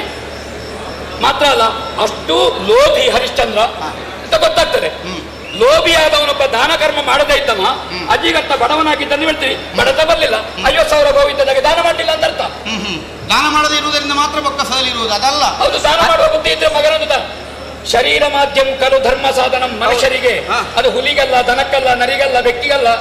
ಹೌದಾ? ಶರೀರ ಇತ್ತು. ರೋಹಿತಾಶ್ವ ತೀರ್ಥಯಾತ್ರೆ ಮಾಡುದಲ್ಲ. ಶರೀರ ಮಾಧ್ಯಮ ಕಲು ಧರ್ಮ ಸಾಧನ. ಯಾವುದು ಧರ್ಮ? ಯಜ್ಞ ವೈ ಶ್ರೇಷ್ಠತಮ ಕರ್ಮ. ಆಗ ಯಜ್ಞ ಮುಖದಲ್ಲಿ ತಾನು ಸಮರ್ಪಣೆಗೆ ಸಿದ್ಧನಾಗಬೇಕದ್ದು. ಅವನನ್ನು ಬದುಕಿಸಿದ್ದು ನಾನು. ನೀ ಅಲ್ಲ ಭಾಷಣ ಮಾಡಿ ಅಲ್ಲ, ಯಾಕೆ ಬದುಕಿಸಲಿಕ್ಕೆ ಹೊರಟದ್ದು ಕೇಳುದು ನಾನು. ಈಗ ಒಬ್ಬ ಅಧರ್ಮ ಮಾಡಿದವನನ್ನು ಬದುಕಿಸುವುದು ನಿಮ್ಮ ಉದ್ದೇಶ ಅಲ್ಲ, ಧಾರ್ಮಿಕನನ್ನು ಬದುಕಿಸುವುದು ಉದ್ದೇಶ. ಯಾವುದು? ಯಾಕೆ ನೀವು ಅಯೋಧ್ಯೆಯಲ್ಲಿ ಗುರುಗಳು, ಹೌದಾ? ಹೌದು. ನೀವು ಏನೂ ನಿರ್ದೇಶನ ಮಾಡಲಿಲ್ಲ, ಏನು ಮಾಡಲಿಲ್ಲ. ನಮ್ಮದೇನು? ನಾವು ತ್ರಿಶಂಕುವನ್ನು ಮೇಲ್ಮುಖ ನಮ್ಮದ ಹಾಗೆ ನಮ್ಮ ತಪಸ್ಸನ್ನು ಮತ್ತೊಬ್ಬನಿಗೆ ಕೊಟ್ಟಾದ್ರೂ ಅವನನ್ನು ಉತ್ಕರ್ಷಕ್ಕೆ ಕಳಿಸುವಂತಹದ್ದು ನಮ್ಮ ಧರ್ಮ. ನನ್ನ ಧರ್ಮ, ನನ್ನ ಮನೋಧರ್ಮ, ನನ್ನ ವೈಯಕ್ತಿಕವಾದದ್ದು, ನಿನ್ನ ವೈಯಕ್ತಿಕ ಅಲ್ಲ. ಆದ್ರೆ ಅಯೋಧ್ಯೆಯ ಗುರುಕೂಟದಲ್ಲಿದ್ದು ಒಬ್ಬ ಸತ್ಯವಂತನಾದಂತಹ ಹರಿಶ್ಚಂದ್ರ ಅಂತ ನೀವು ಹೇಳಬೇಕಿದ್ರೆ ಅವ ಸತ್ಯವಂತನಾಗಿರಬೇಕು. ವರುಣನಿಗೆ ಮೋಸವೇ ಮಾಡಿದ್ದು. ವರುಣನೇ ಪ್ರತ್ಯಕ್ಷವಾಗಿ ಬಂದು ಕೇಳಿದ್ದಾನೆ, ಕೊಟ್ಟಿಲ್ಲ, ಬಲಿ ಮಾಡಲಿಲ್ಲ. ಆವಾಗ ಮಾತಾಡಿ ಮುಂದೆ ಹೋಯ್ತಲ್ಲ ಬಿಡಿ. ಅಲ್ಲ, ಮುಂದೆ ಹೋಯ್ತು. ಆಗಿನಿಂದಲೂ ನಾವು ಮಾತಾಡುವುದು ಅದೇ ವ್ಯಾಪಾರ. ನಾನು ಸೂಕ್ಷ್ಮದಲ್ಲಿ ಹೇಳಿದ್ರೆ ನೀವು ಕಥೆ ಹೇಳಿಲ್ಲ. ಗೋಮಾಂಸ ಭಕ್ಷಣ ಯಾರಿಗೆ? ನನಗೆ ಗೊತ್ತಿಲ್ಲ ಅಂತ ಕಥೆ ಹೇಳಿದ, ದೇವತೆಗಳಿಗೆ ಗೊತ್ತಿಲ್ಲ ಅಂತ ಕಥೆ ಹೇಳಿದ. ನಾನು ಮಾತಾಡೋದು ನಿನಗೆ ಉದ್ದ ಕಾಣುವುದಕ್ಕೆ ಅಲ್ಲ. ಹಾಗಲ್ಲ, ಅದನ್ನು ಮಾತಾಡಿ ಆಗಿದೆ. ಇನ್ನು ಮತ್ತೊಮ್ಮೆ ಹೇಳಿದ್ರೆ 10 ಸಲ ಹೇಳಿದ್ರು ಅಷ್ಟೇ ಅಲ್ವಾ, ಕಥೆ ಬೇರೆ ಆಗುತ್ತದೆ. ಕಥೆ ಬೇರೆ ಆಗುದಿಲ್ಲ. 50,000 ಗೋವುಗಳನ್ನು ತೆಕ್ಕೊಂಡು 50,000 ಗೋವುಗಳನ್ನು ತೆಕ್ಕೊಂಡ ಮೇಲೆ ಅವ ಶುನಶೇಪ ಬಂದದ್ದು ನನ್ನ ಹತ್ರ. ಗುರುಭಕ್ತಿ ಉಂಟು ಅಂತಾದ್ರೆ ರೋಹಿತಾಶ್ವ ಕರ್ಕೊಂಡು ಬರ್ಬೇಕಾದ್ದು ನಿಮ್ಮ ಹತ್ರ. ನನ್ನ ಹತ್ರ ಯಾಕೆ ಬಂದ? ಬದುಕುವುದಕ್ಕೆ ಅವಕಾಶ ಉಂಟು. ರೋಹಿತಾಶ್ವ ಯಾಕೆ ತಗೊಂಡು ಬದುಕಲಿಕ್ಕೆ ಬೇಕಾಗಿ? ಯಜ್ಞಕ್ಕೆ ಆಚಾರ್ಯರು ನೀವು ಅಂತ ನಿಮ್ಮ ಬಳಿಗೆ ಬಂದ. ಅಲ್ಲದೆ ಇದ್ದದಕ್ಕೆ ನೀವು ಅವನ ಮಾವ ಅನ್ನುವ ಕಾರಣಕ್ಕೆ ಬಂದ. 2 ಕಾರಣ. ಸಂಬಂಧ ಮತ್ತೆ ಮಾತಾಡುವ. ಇರ್ಲಿ, ನಾನು ಮಾವನೇ, ಆಚಾರ್ಯರು ನೀವು. ಆದ್ದರಿಂದ ಬಲಿಯನ್ನು ತಲೆಗಡಿಯುವ ಹಾಗೆ ಸೂಚನೆ ಕೊಡಬೇಕಾದ ಹೊಣೆ ಇರುವುದು ನಿಮಗೆ. ಅಲ್ಲ, ಹೊಣೆ ಅಡಿಗಲ್ಲ ಅವಶಿಷ್ಟರ ಅದಲ್ಲ. ಮಾವನಿಗೆ ಅಳಿಯನನ್ನು ಉಳಿಸಿಕೊಳ್ಳುವ ಹೊಣೆ ಉಂಟು. ತಂದೆ ತಾಯಿಗಳು ಮಾರಿದ್ದಾರೆ ನಿನ್ನನ್ನು ಬದುಕಿಸುವ ಕೆಲಸ ನನಗೆ. ಯೂಪಸ್ತಂಭಕ್ಕೆ ಕಟ್ಟುವ ಹೊತ್ತಿಗೆ ಯಾವ ಮಂತ್ರ ನಿನಗೆ ಪ್ರೇರಣೆ ಬರ್ತದೆ ಅದನ್ನು ಹೇಳು. ಆವಾಗ ವರುಣ ಮಂತ್ರವನ್ನು ಹೇಳಿದ. ಶುನಶೇಪ ಪ್ರಣೀತವಾದಂತಹ ವರುಣ ಸ್ತುತಿಯದು. ಹಾಗಾದ ಕಾರಣ ವರುಣ ಪ್ರತ್ಯಕ್ಷನಾದದ್ದು ಹರಿಶ್ಚಂದ್ರನ ಸಮರ್ಪಣೆಗಲ್ಲ, ದಾನ ಬುದ್ಧಿಗಲ್ಲ. ಶುನಶೇಪ ಮಾಡಿದಂತಹ ವರುಣ ಮಂತ್ರಕ್ಕೆ ಅವ ಪ್ರತ್ಯಕ್ಷನಾದದ್ದು. ದೇವತೆಗಳು ಮಂತ್ರಾಧೀನರು. ಹಾಗಾದ ಕಾರಣ ಶುನಶೇಪನಿಂದಾಗಿ ನನ್ನ ಅಧ್ವರ್ಯುತ್ತದಲ್ಲಿ ನನ್ನ ಯೋಗ್ಯತೆಯಿಂದಾಗಿ ಪ್ರತ್ಯಕ್ಷರಾದ್ರು ದೇವತೆಗಳು. ಶುನಶೇಪ ಬದುಕಲಿಕ್ಕೆ ಸರಿ, ವರುಣನ ಅನುಗ್ರಹ ಹೌದು. ಹರಿಶ್ಚಂದ್ರನಿಗೆ ಬಂದ ರೋಗ ಗುಣ ಹೇಗೆ ಹೇಗೆ ಅಲ್ಲ, ಹೇಗೆ ಹೇಳ್ತೇನೆ, ಈಗ ಹೇಳ್ತೇನೆ. ಬಲಿಯನ್ನು ಸಮರ್ಪಿಸದೆ ಇದ್ದಾನೆ ಎನ್ನುವಂತಹ ದೋಷ ಉಂಟು. ಯಾವಾಗಲೂ ಹರಕೆಯನ್ನು ಪೂರ್ಣಗೊಳಿಸಲಿಲ್ಲ ಅನ್ನುವಂತಹ ದೋಷ ಉಳಿಯುತ್ತದೆ ಅಂತ ವಸಿಷ್ಠರೇ, ಅವನಿಗೆ ಬಂದಂತಹ ರೋಗವಾಸಿಯಾಗುತ್ತದೆ. ದೇವತೆಗಳು ಬಲಿಯನ್ನು ಸ್ವೀಕರಿಸುವುದಿಲ್ಲ, ಅವರಿಗೆ ಅದು ಬೇಡ. ವರುಣ ಸೂಚ್ಯವಾಗಿ 4 ಸಲ ಬಂದು ಕೇಳಿದ್ದಾನೆ. ಆವಾಗಲೇ ವರುಣನಿಗೆ ಕೊಟ್ಟು ಪ್ರಾರ್ಥನೆ ಮಾಡುತ್ತಿದ್ದ, ಮಗನನ್ನು ಎತ್ತಿ ಹಿಂದೆ ಕೊಡ್ತಿದ್ದ. ಅದು ಮತ್ತೆ ಗೊತ್ತಾಗಿದೆ ನಮಗೆ. ಭೂತ ವರ್ತಮಾನ ಭವಿಷ್ಯವನ್ನು ತರ್ಕಿಸಬೇಕು ಅಂತ ನೀವು ಅದೊಂದು ಮಾತು ಹೇಳಿದ್ರಿ. ಅಷ್ಟು ನೀವು ತರ್ಕಿಸಿದ್ರೆ, ವರುಣನಿಗೆ ಒಪ್ಪಿಸುತ್ತಿದ್ರೆ ವರುಣನೇ ಮೆಚ್ಚಿ ಕೊಡ್ತಿದ್ದ. ಆ ಪಾಪದ ಪಶು ಒಬ್ಬ ರೋಹಿತಾಶೋಪ ಶುನಶೇಪ ಸ್ತುತಿ ಮಾಡಿದ ದೇವತೆಗಳು ಪರೋಕ್ಷ ಪ್ರಿಯರು, ಯಾರ ಮನೆ ತೆಗೆಯುವವರಲ್ಲ. ಹೋಲಿದು ಇನ್ನು ಹರಿಶ್ಚಂದ್ರನಿಗೆ ಇನ್ನಾದ್ರೂ ನಮ್ಮ ಸದ್ಬುದ್ಧಿ ಬರಲಿ, ಒಳ್ಳೆಯವನಾಗಲಿ, ಮಗನನ್ನು ವಿಕಾರಿ ಮಾಡೋದು ಬೇಡ, ಅವನ ವಿಷಯಪಟ್ಟನಾಗಲು ಓದಿದ್ದು ಮತ್ತಲ್ಲ. ನಾನು ಅದ್ದರಿಯಾಗಿದ್ದದ್ದು ನನ್ನ ಯೋಗ್ಯತೆಯನ್ನು, ಯಾಕಂದ್ರೆ ತ್ರಿಶಂಕು ಸ್ವರ್ಗದಲ್ಲಿ ನಮಗೆ ಒಪ್ಪಂದ ಆದದ್ದು ಆ ರೀತಿ. ಅಂತ ಒಪ್ಪಂದ ನಮ್ಮಲ್ಲಿ ಉಂಟು, ನನ್ನ ಯೋಗ್ಯತೆ ಗೊತ್ತುಂಟು. ಇದಕ್ಕೆ ವರುಣಾದಿಗಳು ದೇವತೆಗಳು ಸಂತೃಪ್ತರಾಗಿ ಅನುಗ್ರಹ ಮಾಡಿದ್ರು. ಇದರಲ್ಲಿ ಶುನಶೇಪ ದೊಡ್ಡವನಾಗಬೇಕು. ಅವ ಮಾರಿದವನ ಜೊತೆಗೆ ಹೋಗುವುದಿಲ್ಲ, ಪಡ್ಕೊಂಡವನ ಜೊತೆಗೆ ಹೋಗಲ್ಲ. ಒಂದು ವೇಳೆ ಹರಿಶ್ಚಂದ್ರನಲ್ಲಿ ಚಕ್ರವರ್ತಿತ್ವ ಸಪ್ತದ್ವೀಪ ಬಿರುದಾಂಕಿತವಾದಂತಹ ಆಶ್ರಯ ಉಂಟು ಅಂತಾದ್ರೆ, ಶುನಶೇಪ ನಾನು ಹರಿಶ್ಚಂದ್ರನಲ್ಲಿ ಆಶ್ರಯವನ್ನು ಪಡೆಯುತ್ತೇನೆ ಅಂತ ಹೇಳಬೇಕಾಗಿತ್ತು, ಹೇಳಲಿಲ್ಲ. ಶುನಶೇಪ ಹರಿಶ್ಚಂದ್ರನ ಆಶ್ರಯ ಪಡೆಯಲಿಲ್ಲ, ತಂದೆ ಬಳಿಗೆ ಹೋಗಲಿಲ್ಲ. ನಾನು ನಿಮ್ಮ ಆಶ್ರಯ ಪಡೆಯುತ್ತೇನೆ ಅಂತ ನನ್ನ ತೊಡೆಯರಿದ್ದು. ಅವ ದೇವರಾತ, ನನಗೆ ಆತ್ಮ ಮತ್ತು ಪುತ್ರ. ಹರಿಶ್ಚಂದ್ರನಲ್ಲಿ ಆಡಳಿತದ ವಿಶ್ವಾಸ ಇಲ್ಲ. ಏನು ರಾಜಕಾಲಸ್ಯ ಕಾರಣ ಶುನಶೇಪನಿಗೆ ವಿಶ್ವಾಸ ಬಂತ? ವಿಶ್ವಾಮಿತ್ರರೇ, ಇಲ್ಲಲ್ಲ. ತಾವು ತಪ್ಪು ಗ್ರಹಿಕೆಯಿಂದ ಮುಂದುವರಿ. ತಪ್ಪು ಗ್ರಹಿಕೆ ಎಲ್ಲ ಸರಿ ಉಂಟಿದು. ನೀವು ಒಂದು ಪ್ರಧಾನ ತಪ್ಪನ್ನು ಆಡಿದ್ರಿ. ದೇವತೆಗಳು ಬಲಿಯುಳ್ಳಂತಹ ಯಾವುದೇ ಯಜ್ಞದಲ್ಲಿ ಪಾಲ್ಗೊಳ್ಳುವುದಿಲ್ಲ, ಅಥವಾ ದೇವತೆಗಳು ಬಲಿ ಸ್ವೀಕರಿಸುವುದಿಲ್ಲ. ಅಶ್ವಮೇಧ ವಿಧಿ ಗೊತ್ತಿಲ್ವೋ ನಿಮಗೆ? ಅಜಮೇಧ ಗೊತ್ತಿಲ್ವೋ? ಬಲಿಯಲ್ಲೋ ಕೊಡುವುದು. ದೇವತೆಗಳು ಬಲಿ ತಗೊಳ್ಳುವುದಿಲ್ಲ ಅಂತ ಯಾರು ಹೇಳಿದ್ದೀವಿ? ದೇವತೆಗಳು ಬಲಿ ತಗೊಳ್ಳುವುದಿಲ್ಲ ಅಂತ ನರಬಲಿಯನ್ನು ದೇವತೆಗಳು ತಗೊಳ್ಳುವುದಿಲ್ಲ. ಹಾಗಾದ್ರೆ ನರಮೇಧ ಅನ್ನುವುದೊಂದು ಹೇಗೆ ಉಂಟಾಗ್ತದೆ ಆಲೋಚನೆ ಮಾಡಿ. ನರಮೇಧ ಎನ್ನುವುದು ವಿಧಿಯೇ ಇಲ್ಲದೆ ಇದ್ದಂತಹ ಒಂದು ಯಾಗಕ್ಕೆ ನೀವು ಅಧ್ವರಿಗಳಾದದ್ದು. ಅಲ್ಲ, ನರಮೇಧ ಅನ್ನುವ ಪ್ರಕ್ರಿಯೆಗೆ ವಿಧಿಯೇ ಇಲ್ಲ, ದೇವತೆಗಳು ಸ್ವೀಕರಿಸುವುದಿಲ್ಲ. ಅದಕ್ಕೆ ಈ ಹಿಂದೆ ನರಮೇಧ ಆಗಲಿಲ್ಲ. ಪ್ರಥಮ ನರಮೇಧ ಆದದ್ದು. ಈ ನರಮೇಧದಲ್ಲಿ ದೇವತೆಗಳು ಪ್ರತ್ಯಕ್ಷರಾಗಿದ್ದಾರೆ ಎನ್ನುವುದರಿಂದ ನರಮೇಧವನ್ನು ದೇವತೆಗಳು ಇಷ್ಟಪಡುವುದಿಲ್ಲ. ದೇವತೆಗಳ ಪ್ರೀತ್ಯರ್ಥವಾಗಿ ಕೈಗೊಳ್ಳುವಂತಹ ನರಮೇಧದಲ್ಲಿ ತಾವು ಆಚಾರ್ಯತ್ವ ವಹಿಸಿಕೊಂಡದ್ದು ಹೇಗೆ? ನರಮೇಧ ದೇವತೆಗಳಿಗೆ ಪ್ರೀತ್ಯರ್ಥ ಅಲ್ಲ, ಒಂದು ವಿಧಿ ಇಲ್ಲ, ನಾನು ಆಚಾರ್ಯನಾಗುವುದಿಲ್ಲ, ಅದಲ್ಲೂ ಹೇಳಬೇಕು. ವಸಿಷ್ಠ, ನರಮೇಧದಲ್ಲಿ ನಾವು ಆಚಾರ್ಯತ್ವ ಮಾಡಬಾರದು ಅಂತಲ್ಲ ನಾನು ಹೇಳಿದ್ದು. ಮತ್ತೆ ಪರಿಣಾಮದಲ್ಲೆಲ್ಲ ಫಲ ಇರುವುದು ಪರಿಣಾಮದಲ್ಲಿ ಅಲ್ವೋ? ಹೌದು. ಆಚಾರ್ಯತ್ವ ಕೂತ್ಕೊಳ್ಳೋದಲ್ಲೆಲ್ಲ. ಹೌದು, ತೆಕ್ಕೊಳ್ಳದೇ ಇದ್ದದನ್ನು ಕೊಡುವಂತಹ ಕೆಲಸ ನಾವು ಕೊಡಬಾರದು ಅಂತ ಅರ್ಥ ಅಲ್ಲ. ಮತ್ತೆ ಅವರು ಸ್ವೀಕರಿಸುವುದಿಲ್ಲ ಬಲಿಯನ್ನು, ಅವರು ಪ್ರತ್ಯಕ್ಷರಾಗ್ತಾರೆ ಅಂತ ಸಂತೋಷರಾಗಿ. ಸರಿ ಬಿಡಿ ಅಲ್ಲ, ಸರಿಯಲ್ಲ ಅಲ್ಲ, ನಾವು ಕೊಡಬಾರ್ದು ಅಂತ ಅಲ್ಲ, ಸರಿಯಲ್ಲ ಬಿಡುದೇ, ನಾವು ಕೊಡಬಾರ್ದು ಅಂತಲ್ಲ, ದೇವತೆಗಳು ತಕ್ಕೊಳ್ಳುವುದಿಲ್ಲ. ಹೇಳಿದಾಗ ದೇವತೆಗಳು ಸ್ವೀಕರಿಸುವುದಿಲ್ಲ ತನ್ನ ಬಲಿಯನ್ನು. ಹಾಗಿದ್ರೆ ಹರಿಶ್ಚಂದ್ರ ನರಮೇಧ ಮಾಡ್ತೇನೆ ಅಂತ ಸಂಕಲ್ಪ ಮಾಡಿದ್ದು ತಪ್ಪಲ್ಲ. ಆವಾಗ ಹರಿಶ್ಚಂದ್ರನ ಸಂಕಲ್ಪಕ್ಕೆ ಬರುವುದು. ನರಮೇಧ ಮಾಡ್ತೇನೆ ಅಂತ ದೇವತೆಗಳು ತೆಕ್ಕೊಳ್ಳದೇ ಇದ್ದದನ್ನು ಮಾಡಿದ ಅಂತ ನೀವು ನಿರ್ಣಯಿಸುವುದು ಅದಲ್ಲ. ನಾವು ಮಾಡ್ಲಿಕ್ಕೆ ಹೊರಡಬಹುದು, ಅವರು ತೆಕ್ಕೊಳ್ಳದೇ ಇರ್ಬೋದು, ಅದು ಪ್ರಶ್ನೆ ಬೇರೆ. ಅಲ್ಲ, ತೆಕ್ಕೊಳ್ಳೋದು ಬಿಡುದು ಅವರಿಗೆಲ್ಲ ಬಿಡು. ಸಂಕಲ್ಪ ಇವನದ್ದು ತಪ್ಪಲ್ಲ. ಅಲ್ಲ, ಇವನದ್ದು ತಪ್ಪು ಅಂತ ಹೇಳಿದಲ್ಲ, ಇವ ಸುಳ್ಳು ಹೇಳಿದ ಅಂತ 4 ಸಲ 5 ಸಲ ಬರುವಾಗ ನಾವು ಹೇಳಿದ್ದು ಸತ್ಯವಂತನಲ್ಲ ಅಂತ. ಸುಳ್ಳಾದ್ರೆ ವರುಣ ಹಿಂದೆ ಹೋಗ್ಲಿಕ್ಕಿಲ್ಲ. ಯಾಕೆ ಹಿಂದೆ ಹೋಗ್ತಾನೆ? ಜಲೋದರ ರೋಗ ಬಂದದ್ದು. ರೋಹಿತಾಶ್ವ ಕಾಡಿಗೆ ಹೋದ ಮೇಲೆ ರೋಹಿತಾಶ್ವ ಕಾಡಿಗೆ ಹೋಗಿ ಹೊಣೆ ಯಾರು? ಹರಿಶ್ಚಂದ್ರ. ಹೊಟ್ಟೆ ದೊಡ್ಡದಾದ ಅವನಿಗಲ್ಲ, ಅಲ್ಲಲ್ಲ, ಹರಿಶ್ಚಂದ್ರನಿಗಲ್ಲ. ರೋಹಿತಾಶ್ವ ಕಾಡಿಗೆ ಹೋದ ಮೇಲೆ ಇಲ್ಲಿ ಹೊಟ್ಟೆ ದೊಡ್ಡದಾದ ಮೇಲೆ ಕಾಡಿಗೆ ಹೋದಲ್ಲ, ಆಲೋಚನೆ ಮಾಡಿ. ವೀರನಾದಂತಹ ಮಗನನ್ನು ಕೊಟ್ಟರೆ ಈಗ ಅಪರಾಧಿಗೆ ಶಿಕ್ಷೆ ಆಗುದ, ನಿರಪರಾಧಿಗ ಅಪರಾಧಿಗೆ ಆಗುದು. ಜಲೋದರ ರೋಗ ಬಂದದ್ದು ಯಾರಿಗೆ? ಹರಿಶ್ಚಂದ್ರನಿಗೆ. ಬಿಡಿ, ನಂದು ವಾದ ಇಲ್ಲ. ಏನು? ಯಾಕಂದ್ರೆ ಅಪರಾಧಿಗೆ ಶಿಕ್ಷೆ ಆಗುದು, ಜಲೋದರ ರೋಗ ಬಂದದ್ದು ಹರಿಶ್ಚಂದ್ರನಿಗೆ. ನೀವು ಅಪರಾಧಿ ಅಲ್ಲ ಅಂತ ಹೇಳಿದ್ರೆ ವಾದ ಮಾಡಬೇಕು. ಅಲ್ಲ, ಹಾಗಲ್ಲ. ಅಪರಾಧಿಯಾಗಿ ಯಾಕೆ ನಿರ್ಣಯಿಸ? ಈಗ ವರ್ಣ ಪ್ರತ್ಯಕ್ಷ ಮೇಲೆ ಹೊಟ್ಟೆ ಜಲೋದರ ರೋಗ ಗುಣಾತಿ ಯಾರಿಗೆ? ಹರಿಶ್ಚಂದ್ರನಿಗೆ. ಹಾಗಲ್ಲ, ಹಾಗಲ್ಲ. ಬಲಿ ಪಶುವಾಗಿ ವಿನಿಯೋಗವಾಗಬೇಕಾದಂತಹ ರೋಹಿತಾಶ್ವನ ಕೈತಪ್ಪಿದ ಕಾಲಕವನಲ್ಲಿ ಅಪರಾಧ ಬಂದದ್ದು. ಯಾವಾಗ ರೋಹಿತಾಶ್ವದಕ್ಕೊಂದು ಪ್ರತ್ಯಾಮ್ನಾಯಕ ಪ್ರತ್ಯಕ್ಷವಾಗಿ ಅಲ್ಲಿಗೆ ಅಪರಾಧಿ ಅಲ್ಲ. ಬಲಿ ಪಶುವನ್ನು ತಪ್ಪಿಸಿಕೊಳ್ಳದಾಗ ನೋಡಿಕೊಳ್ಳಬೇಕಾದ ಯಾರು? ಹರಿಶ್ಚಂದ್ರನ್. ಹೌದು, ರೋಹಿತಾಶ್ವ ಅಪರಾಧಿಯಿಂದ ಹೇಳ್ತೀವಿ ಅಲ್ಲ, ತಪ್ಪಿಸಿಕೊಳ್ಳದೆ ಅಪರಾಧ ಅಲ್ವಾ? ತಪ್ಪಿಸಿಕೊಂಡದ್ದು ಅದನ್ನು ತಪ್ಪಿಸಿಕೊಳ್ಳುವಾಗ ನೋಡಿಕೊಳ್ಳೋದಾಯ್ತಲ್ಲ, ಹರಿಶ್ಚಂದ್ರನ ತಪ್ಪಲ್ಲ. ಆದ್ದರಿಂದಲೇ ಜಲೋದರ ರೋಗ ಬಂದದ್ದು. ಅದು ತಪ್ಪು ಹರಿಶ್ಚಂದ್ರನ ಅಂತಲೇ. ಹೌದು, ಸುಳ್ಳುಗಾರ ಅಂತಲೇ. ಸುಳ್ಳುಗಾರ ಆಗುದೇ ಸುಳ್ಳುಗಾರ ಆದ್ರೆ ಮತ್ತವನಿಗೆ ಬಂದ ರೋಗ ಗುಣ ಆಗಬಾರ್ದು. ಈಗ ಅವನಿಗೆ ರೋಗ ಗುಣ ಹೇಗೆ? ಅಪರಾಧದಿಂದ ಬಂದ ರೋಗ ಹೇಗೆ? ಔಷಧಿ ಮಾಡಿ ಗುಣ ಆದಾಗ ಆಲೋಚನೆ ಮಾಡಿ. ದೇವತೆಗಳು ಪ್ರತ್ಯಕ್ಷರಾಗಿ ಪುಣ್ಯಾತ್ಮ, ಅದು ನಿನಗೆ ಕಥೆ ಅರ್ಥ ಆಗುದಿಲ್ಲ. ಇರ್ಲಿ, ದೇವತೆಗಳು ಪ್ರತ್ಯಕ್ಷರಾಗಿ ಪ್ರೀತಿಯಿಂದ ಅನುಗ್ರಹ ಮಾಡಿದ್ದು. ಒಮ್ಮೆ ರೋಗ ಬಂದಿದೆ, ಸುಳ್ಳು ಅಂತ ಪ್ರತಿಪಾದನೆ ಆಗಿದೆ. ದೇವತೆಗಳು ಬಂದಲ್ಲಿ ಶಾಶ್ವತವಾಗಿ ಸುಳ್ಳಲ್ಲ. ಹರಿಶ್ಚಂದ್ರ ಸುಳ್ಳನ್ನೇ ಹೇಳಲಿಲ್ಲ ಎನ್ನುವ ಪ್ರಕರಣಕ್ಕೆ ಸುಳ್ಳು ಹೇಳಿದ್ದಾನೆ. ಹರಿಶ್ಚಂದ್ರ ಮೊನ್ನೆಯಿಂದ ಮತ್ತೆ ಸುಳ್ಳು ಹೇಳಿದ್ರು ಅಂತೇಳಿ ಪ್ರಸಂಗ ಅಲ್ಲ, ಮೊದಲನೇದು ಹೇಳುವುದಿಲ್ಲ. ದೇವತೆಗಳು ಹೊಟ್ಟೆ ನೋವು ಬಂದದ್ದೆ. ದೇವತೆಗಳು ಬಂದಲ್ಲಿ ಎಲ್ಲ ಒಳ್ಳೇದಾಗ್ತದೆ ಅಂತ ಅರ್ಥ ಅಲ್ಲ.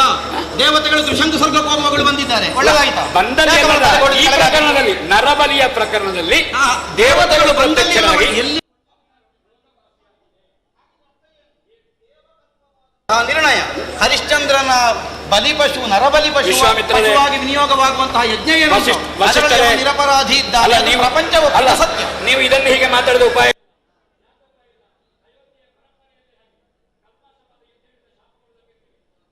ಯಜ್ಞಕರ್ಮದಲ್ಲಿ ನೆಪ ಹೇಳಿದ್ದು ನೀವು. ಈಗ ಬೇಡ, ಈಗ ಸಮಯ ಇಲ್ಲ, ನಾವು ವರುಣನಕ್ಕೆ ಹೋಗ್ತೇನೆ ಬೇರೆ ಕಡೆಗೆ. ಇಲ್ಲಿ ಮಾಡಿ ಪೂರೈಸಿದ. ಶಾಪ ಕೊಡ್ಲಿಕ್ಕೆ ಕೈ ಎತ್ತಿದ್ರೆ ಶಾಪ ಕೊಟ್ರಿ, ಅವನು ಕೈ ಎತ್ತಿದ. ಆವಾಗ ಹೆಂಡತಿ ತಡೆದ್ಲು. ಹಾಗೆಂತದ್ದು ಶಾಪದಿಂದ ಮತ್ತು ಮಂತ್ರದಿಂದ ಫಲಿತವಾಗಿತ್ತು. ಯಾಕೆ? ಕಾಲು ಸುಟ್ಟು ಹೋಗಿದೆ, ಸೌದಾಸ ಕಲ್ಮಾಶಪಾದ. ಇಲ್ಲದಿದ್ದರೆ ನಿಮಗೂ ಶಾಪ ಸಿಕ್ತಿತ್ತು. ಹೌದಾ? ನಿಮಿಯದ್ದು ಕೇಳೋಣ. ನಿಮಿಯ ಪ್ರಕರಣದಲ್ಲೂ ಹಾಗೆ ದೇಹ ಪಾತವಾಯಿತು. ಸತ್ತ ದೇಹದಿಂದ ತೊಡೆಯನ್ನು ತಿಕ್ಕಿ ಮಿತಿಯನ್ನು ತೆಗೆದ್ರು. ಪ್ರತಿಶಾಪ ನಿಮ್ಮದ್ದು ದೇಹಪಾತವಾಗಲಿ, ಗುರುಪೀಠಕ್ಕೂ ಶಾಪ ತಟ್ಟಿದೆ. ಆಮೇಲೆ ಹುಟ್ಟಿದ್ದು ಎಲ್ಲಿ? ಊರ್ವಶಿಯ ಹೊಟ್ಟೆಯಿಂದ ಹುಟ್ಟಿದ್ದು. ಅದು ನೇರ ಮಾರ್ಗದಲ್ಲಿಯೋ. ಅವಳು ಮನಸ್ಸನ್ನು ಕೊಟ್ಲು ಮಿತ್ರನಿಗೆ, ಮೈಯನ್ನು ಕೊಟ್ಲು ವರುಣನಿಗೆ. ಮಿತ್ರನು ವರುಣನು ಒಂದೇ ಹೆಣ್ಣಿನಲ್ಲಿ ಭ್ರಮಿತರಾಗಿ ತಮ್ಮ ತೇಜಸ್ಸನ್ನು ಕುಂಭದಲ್ಲಿಟ್ಟರು. ಕುಂಭದಲ್ಲಿ 2 ಮಕ್ಕಳು. ಒಬ್ಬ ಹೇಳ್ತಾನೆ ತಾನು ವರುಣನ ಮಗ ಅಲ್ಲ, ಅವ ವರುಣನ ಮಗ ಎನ್ನುವುದರಿಂದ ಸೂರ್ಯನ ಮಗ, ಅವ ಸೂರ್ಯನ ಮಗ ಎನ್ನುವುದರಿಂದ ಮತ್ತೊಬ್ಬ ನೀವು ವರುಣನ ಮಗ. ಹಾಗಾದ್ರೆ ಈ ಮನಸ್ಸೊಬ್ಬನಿಗೆ, ದೇಹ ಒಬ್ಬನಿಗೆಲ್ಲ ಕೊಟ್ಟು ಬ್ರಹ್ಮಮಾನಸ ಪುತ್ರರಾಗಿ ನಿಮ್ಮ ಮೊದಲಿನ ಪೂರ್ವಾಶ್ರಮ ಒಳ್ಳೆದಿತ್ತು ಅಂತ. ಈ ಊರ್ವಶಿಯ ಹೊಟ್ಟೆಯಿಂದ ಹುಟ್ಟಿದ ಮೇಲೆ ಈ ವೇಶ್ಯೆಯ ಹೊಟ್ಟೆಯಿಂದ ಹೊರಗೆ ಬಂದದ್ದಲ್ಲೋ, ಆವಾಗ ಈ ಕಥೆ ಎಲ್ಲ ಹಿಂದೆ ಮುಂದೆ ಆಗಿ ಅದು ಹೊಟ್ಟೆ ನೋವು ಬಂದದ್ದೌದು, ಬಂದದ್ದಲ್ಲ. ವಿಶ್ವಾಮಿತ್ರರೇ, ಅದು ಕಥೆಯಾದದ್ದರಿಂದಲೇ ಹಿಂದೆ ಮುಂದೆ ಆಗುವುದು. ನೀವದನ್ನೊಂದು ಕಥೆ ಅಂತ ತಿಳಿದಿದ್ದೀರಿ. ಊರ್ವಶಿಯ ಉದರ ಸಂಭೂತ ಅಲ್ಲ ವಸಿಷ್ಠ ಅಲ್ಲ, ತಪ್ಪಾಗಿ ನೀವು ಹೇಳುವುದು ಬೇಡ. ಉದರ ಸಂಭೂತ ಅಲ್ಲ, ಇಲ್ಲವೇ ಅಲ್ಲ.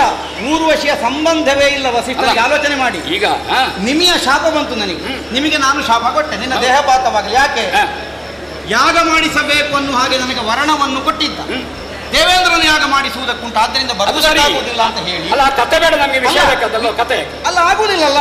ಈಗ ನೀವು ಕಥೆಯನ್ನು ಏನೇನು ಹೇಳಿದ್ರೆ ನನಗೆ ಕತೆ ಹೇಳಿದೆ. ಕತೆ ಏನೇನಾಗುದಿಲ್ಲ. ನಾನು ದೇವಲೋಕಕ್ಕೆ ಹೋದೆ. ಬರುವ ಕಾಲದಲ್ಲಿ ಇವ ಬೇರೆ ಅಧ್ವರ್ಯಗಳಿಂದ ಯಜ್ಞವನ್ನು ಕೈಗೊಂಡಿದ್ದ. ಹೌದು, ನಾನು ಅದಲ್ಲ ಅಲ್ಲ ಅಂತ ಹೇಳುದಿಲ್ಲ. ನಾನು ಸೂಕ್ಷ್ಮದಲ್ಲಿ ಹೇಳಿದ್ದು. ಪ್ರಸಂಗ ಉದ್ದ ಮಾಡುದು ಬೇಡ. ಕತೆ ನನಗೂ ಗೊತ್ತುಂಟು. ಕತೆ ಗೊತ್ತಿಲ್ಲದೆ ನಾನು ಸುಮ್ಮನೆ ಗೊತ್ತಲ್ಲ. ಕತೆ ಗೊತ್ತಿಲ್ಲ ಅಂತ ಹೇಳಿದ್ದು. ಹಾಗಿದ್ರೆ ಎಷ್ಟು ಹೇಳಬೇಕು? ಅಲ್ಲ, ಎಷ್ಟು ಹೇಳಬೇಕಲ್ಲ, ನಾನೇ ಹೇಳು.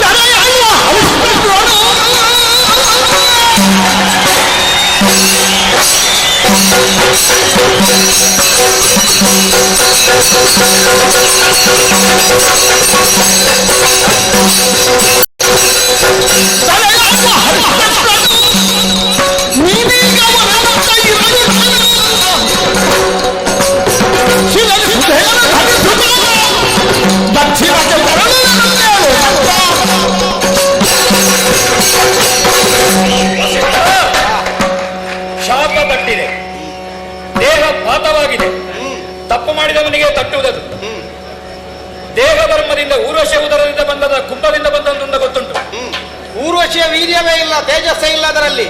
ಊರ್ವಶಿಯ ಯಾವ ಸಂಬಂಧವೂ ಇಲ್ಲ.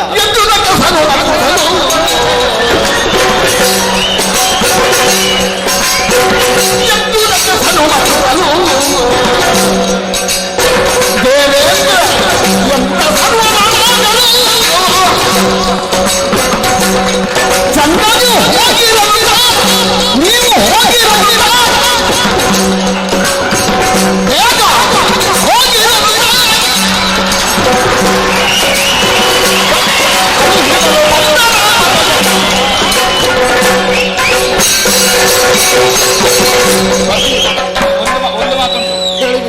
ವಸಿಷ್ಠ ದೇವಯೋನಿಯಲ್ಲಿ ಜನ್ಮ ಹೊಂದುವಾಗ ದೇಹ ಸಂಪರ್ಕ ಉಂಟು ಅಂತ ಅರ್ಥ ಅಲ್ಲ. ಪಾರ್ವತಿಯ ಮಗ ಗಣಪನೂ ಇದ್ದಾನೆ, ಪಾರ್ವತಿಯ ಮಗ ಷಣ್ಮಕನೂ ಇದ್ದಾನೆ. ಪಾರ್ವತಿ 9 ತಿಂಗಳು ಗರ್ಭಿಣಿಯಾಗಿ ಷಣ್ಮಕ ಹುಟ್ಟಿದ್ದ ಅಂತಲ್ಲ. ಹಾಗಾದ್ರೆ ಈಶ್ವರನ ಮಗ ಅಲ್ವಾ, ಪಾರ್ವತಿ ಹೆತ್ತದ್ದಲ್ಲ ಅಲ್ಲ ಎನ್ನುವುದಲ್ಲ. ದೇವಯೋನಿಗಳಲ್ಲಿ ದಿವ್ಯತೆಯಲ್ಲಿ ಹೇಗೆ ಅಂದ್ರೆ ಅಲ್ಲಿ ತೇಜಸ್ಸು ಸ್ಖಲನವಾಗಲಿಕ್ಕೆ ಕಾರಣ ಏನು? ಊರ್ವಶಿ ಎನ್ನುವುದರಿಂದಲೇ ತಾಯಿ ತಂದೆಯರು ಯಾರು? ಊರ್ವಶಿ. ಅಲ್ಲದಿದ್ರೆ ನೀವು ಮೈತ್ರಾವರಣೆ ಅಲ್ಲ ಅಂತೇಳಿ ನಾವು ವಾದ ಮಾಡಿದ್ರೆ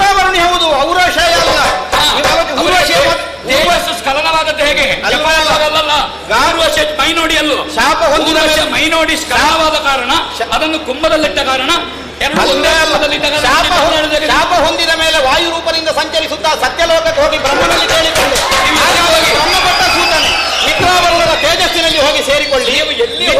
ಮಿತ್ರಾವರುಣರ ತೇಜಸ್ಸಿನಿಂದ ವಸಿಷ್ಠ ಹುಟ್ಟಿದ್ದೇ ಹೊರತು ಊರ್ವಶಿಯ ಸಂಬಂಧದಿಂದ ಅಲ್ಲ. ಅವರಿಗೆ ತೇಜಸ್ಸು ಸ್ಖಲನಾದದ್ದು ಹೇಗೆ? ಬ್ರಹ್ಮ ಹೇಳಿ ಅಲ್ಲ, ಬ್ರಹ್ಮನ ನೋಡಿ ಅಲ್ಲಲ್ಲ, ಊರ್ವಶ ನೋಡಿ ಅಲ್ಲ. ಊರ್ವಶಿಯನ್ನು ನೋಡಿ ಏನಾಯ್ತು? ಊರ್ವಶತ್ವ ಎಲ್ಲ ವರುಣ ಕೇಳಿದ್ದು ನಾಟಿಗೆ ಬರ್ತೀನಿ. ಹಾಗೆ ಊರ್ವಶಿ ಮನಸ್ಸನ್ನು ಅವನಿಗೆ ಕೊಟ್ಟಿದ್ದೇನೆ, ಮೈಯನ್ನು ನಿನಗೆ ಕೊಡ್ತೇನೆ, ವ್ಯಭಿಚಾರ ಅಲ್ಲುವುದು ಅಂತ. ಹಾಗೆ ಅಲ್ವೇ ಅಲ್ಲ, ಊರ್ವಶಿಯ ಮೈಯ ಸಂಬಂಧವ ರಕ್ತ ಸಂಬಂಧವ ಇಲ್ಲ ಹೇಳುದು ನಾನು. ನನಗೆ ಮಿತ್ರಾವರುಣರ ವೀರ್ಯದಿಂದ ಹುಟ್ಟಿದ ಮಾತರಿಂದ ಮೈತ್ರಾವರುಣ ಅಂತ ನನಗೆ ಹೆಸರಿಲ್ಲ. ಅಲ್ಲ, ನಿನಗೆ ಜನ್ಮ ಕೊಟ್ಟಂತ ಅಪ್ಪಂದಿರದ್ದು ಸ್ಖಲನ ಆದದ್ದು ಹೇಗೆ ಅಂತ ಕೇಳಿದ್ರೆ ಅಲ್ಲಿ ಊರ್ವಶಿಯ ವ್ಯಾಭಿಚಾರಿಕ ಮನೋಧರ್ಮದಿಂದ ಮನಸ್ಸೊಬ್ಬನಿಗೆ ಮೈಯೊಬ್ಬನಿಗೆ ಕೊಟ್ಟ ಕಾರಣ ನಾವು ಅಲ್ಲಿಂದ ಹಿಡಿದು ತಂದೆಯನ್ನು ಪಿತೃಸ್ಥಾನದಿಂದಲೂ ಮಗ ಯಾರು ಅಂತ ತಿಳಿಯುವುದು. ಪಿತೃಸ್ಥಾನ ಬಂದದ್ದು ಹೇಗೆ? ತೇಜಸ್ಸು ಸ್ಖಲನವಾದದ್ದು ಹೇಗೆ? ಊರ್ವಶಿಯ ಮೈ ನೋಡಿ ಒಬ್ಬನಿಗೆ ಮುಖ ನೋಡಿ ಮನಸ್ಸೊಬ್ಬನಿಗೆ ಮೈಯೊಬ್ಬನಿಗೆ ಕೊಡುದು ವೇಶ್ಯೆ. ವೇಶ್ಯೆಯಿಂದ ಸ್ಖಲನಕ್ಕೆ ಕಾರಣವಾಗಿ ನೀವು ಹುಟ್ಟಿದ್ದುಂಟರೆ ನೀವು ಅಲ್ಲಾಡಿದ್ರೆ ನೀವು ಪ್ರಸಂಗವೇ ಅಲ್ಲ ಮಾಡಬೇಕಷ್ಟೆ. ನಾವು ಇದನ್ನು ಹೇಳಿದಲ್ಲ ಅಂತ ಅಲ್ವೇ ಅಲ್ಲ. ಮತ್ತೆ ಒಬ್ಬ ಮಾನಸಿಕವಾಗಿ ಮುಂದಾದ ಹೆಣ್ಣನ್ನು ಕಲ್ಪಿಸಿಕೊಳ್ತಾನೆ ಕಲ್ಪನೆಯಲ್ಲಿ. ಆ ಕಲ್ಪನೆಯಿಂದಲೇ ತನ್ನದ್ದಾದಂತಹ ತೇಜಸ್ಸು ಸ್ಖಲನವಾಗುತ್ತದೆ. ಮಾನಸಿಕ ಹುಚ್ಚನಿಗೆ ಇದು ಮಿತ್ರನಿಗೆ ಮಾತು ಕೊಟ್ಟಿದ್ದಾಳೆ, ಹೇಳಿದ್ದಾಳೆ. ಮಾನಸಿಕನಿಗೆ ಕೇವಲ ಅವರ ತೇಜಸ್ಸಿನವಾಗಿ ಮತ್ತೆ ಪ್ರಪಂಚದ ಬೆಳಕನ್ನು ಕಂಡ ನಾನು ಊರ್ವಶಿಯ ಕುವರನಲ್ಲ. ಪ್ರಸಂಗ ತಿರುಗಿಸಲಿಕ್ಕಾಗುವುದಿಲ್ಲ. ಅಲ್ಲ, ತಿರುಗಿಸುವುದೇ ಬೇಡ. ಮಾನಸಿಕ ಮೈ ಕೊಟ್ಟದ್ದು ಇಲ್ಲ. ಪ್ರಸಂಗ ಯಾರೂ ತಿರುಗಿಸುವುದು ಬೇಡ. ಇದು ಇಲ್ಲಿಗೆ ಸಾಕು. ಹೌದಾ? ಸಾಕ ಮಾತಿಲ್ಲ. ನಾ ಪ್ರಸಂಗ ಮುಕ್ತಾಯಕ್ಕೆ ಬರ್ತೇನೆ, ನನಗೆ ಹಠ ಏನೂ ಇಲ್ಲ. ವಸಿಷ್ಠ, ಹರಿಶ್ಚಂದ್ರ ಸತ್ಯವಂತನಲ್ಲ ಈವರೆಗೆ. ಹರಿಶ್ಚಂದ್ರ ಸತ್ಯವಂತನಾಗಬಾರದು ಅಂತ ನನಗೆ ಹಠವೂ ಇಲ್ಲ. ಅವನನ್ನು ಸುಳ್ಳುಗಾರನನ್ನಾಗಿಸುತ್ತೇನೆ. ಹೊರಟದ್ದು ವಿಶ್ವಾಮಿತ್ರ. ಹರಿಶ್ಚಂದ್ರ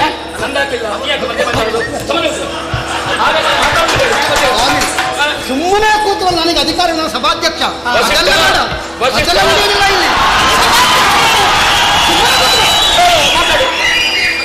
ನೀವಿಬ್ಬರು ಸಮಾಧಾನ ಒಳಗೆ ಹೋಗಬೇಕು. ಒಳಗೆ ಹೋಗ್ಲಿಕ್ಕೆ ಆಗಲಿಲ್ಲ, ಪ್ರತಿಜ್ಞೆ ಉಂಟು ಪ್ರಸಂಗದಲ್ಲಿ. ಮಾಡಿಕೊಂಡಿದ್ದರೆ ಹೇಳಲು ಬೇಡ ನೀವು. ಸಭಾಧ್ಯಕ್ಷ ನಾನು.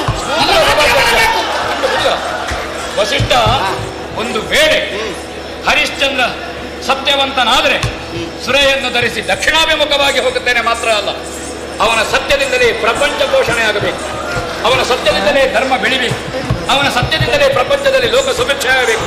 ನಾನು ಆರ್ಜಿಸಿಕೊಂಡಂತಹ ತಪಸ್ಸಿನ ಶಕ್ತಿ ಏನುಂಟು ಅದನ್ನು ದಾರಿ ಎರೆಯುತ್ತೇನೆ.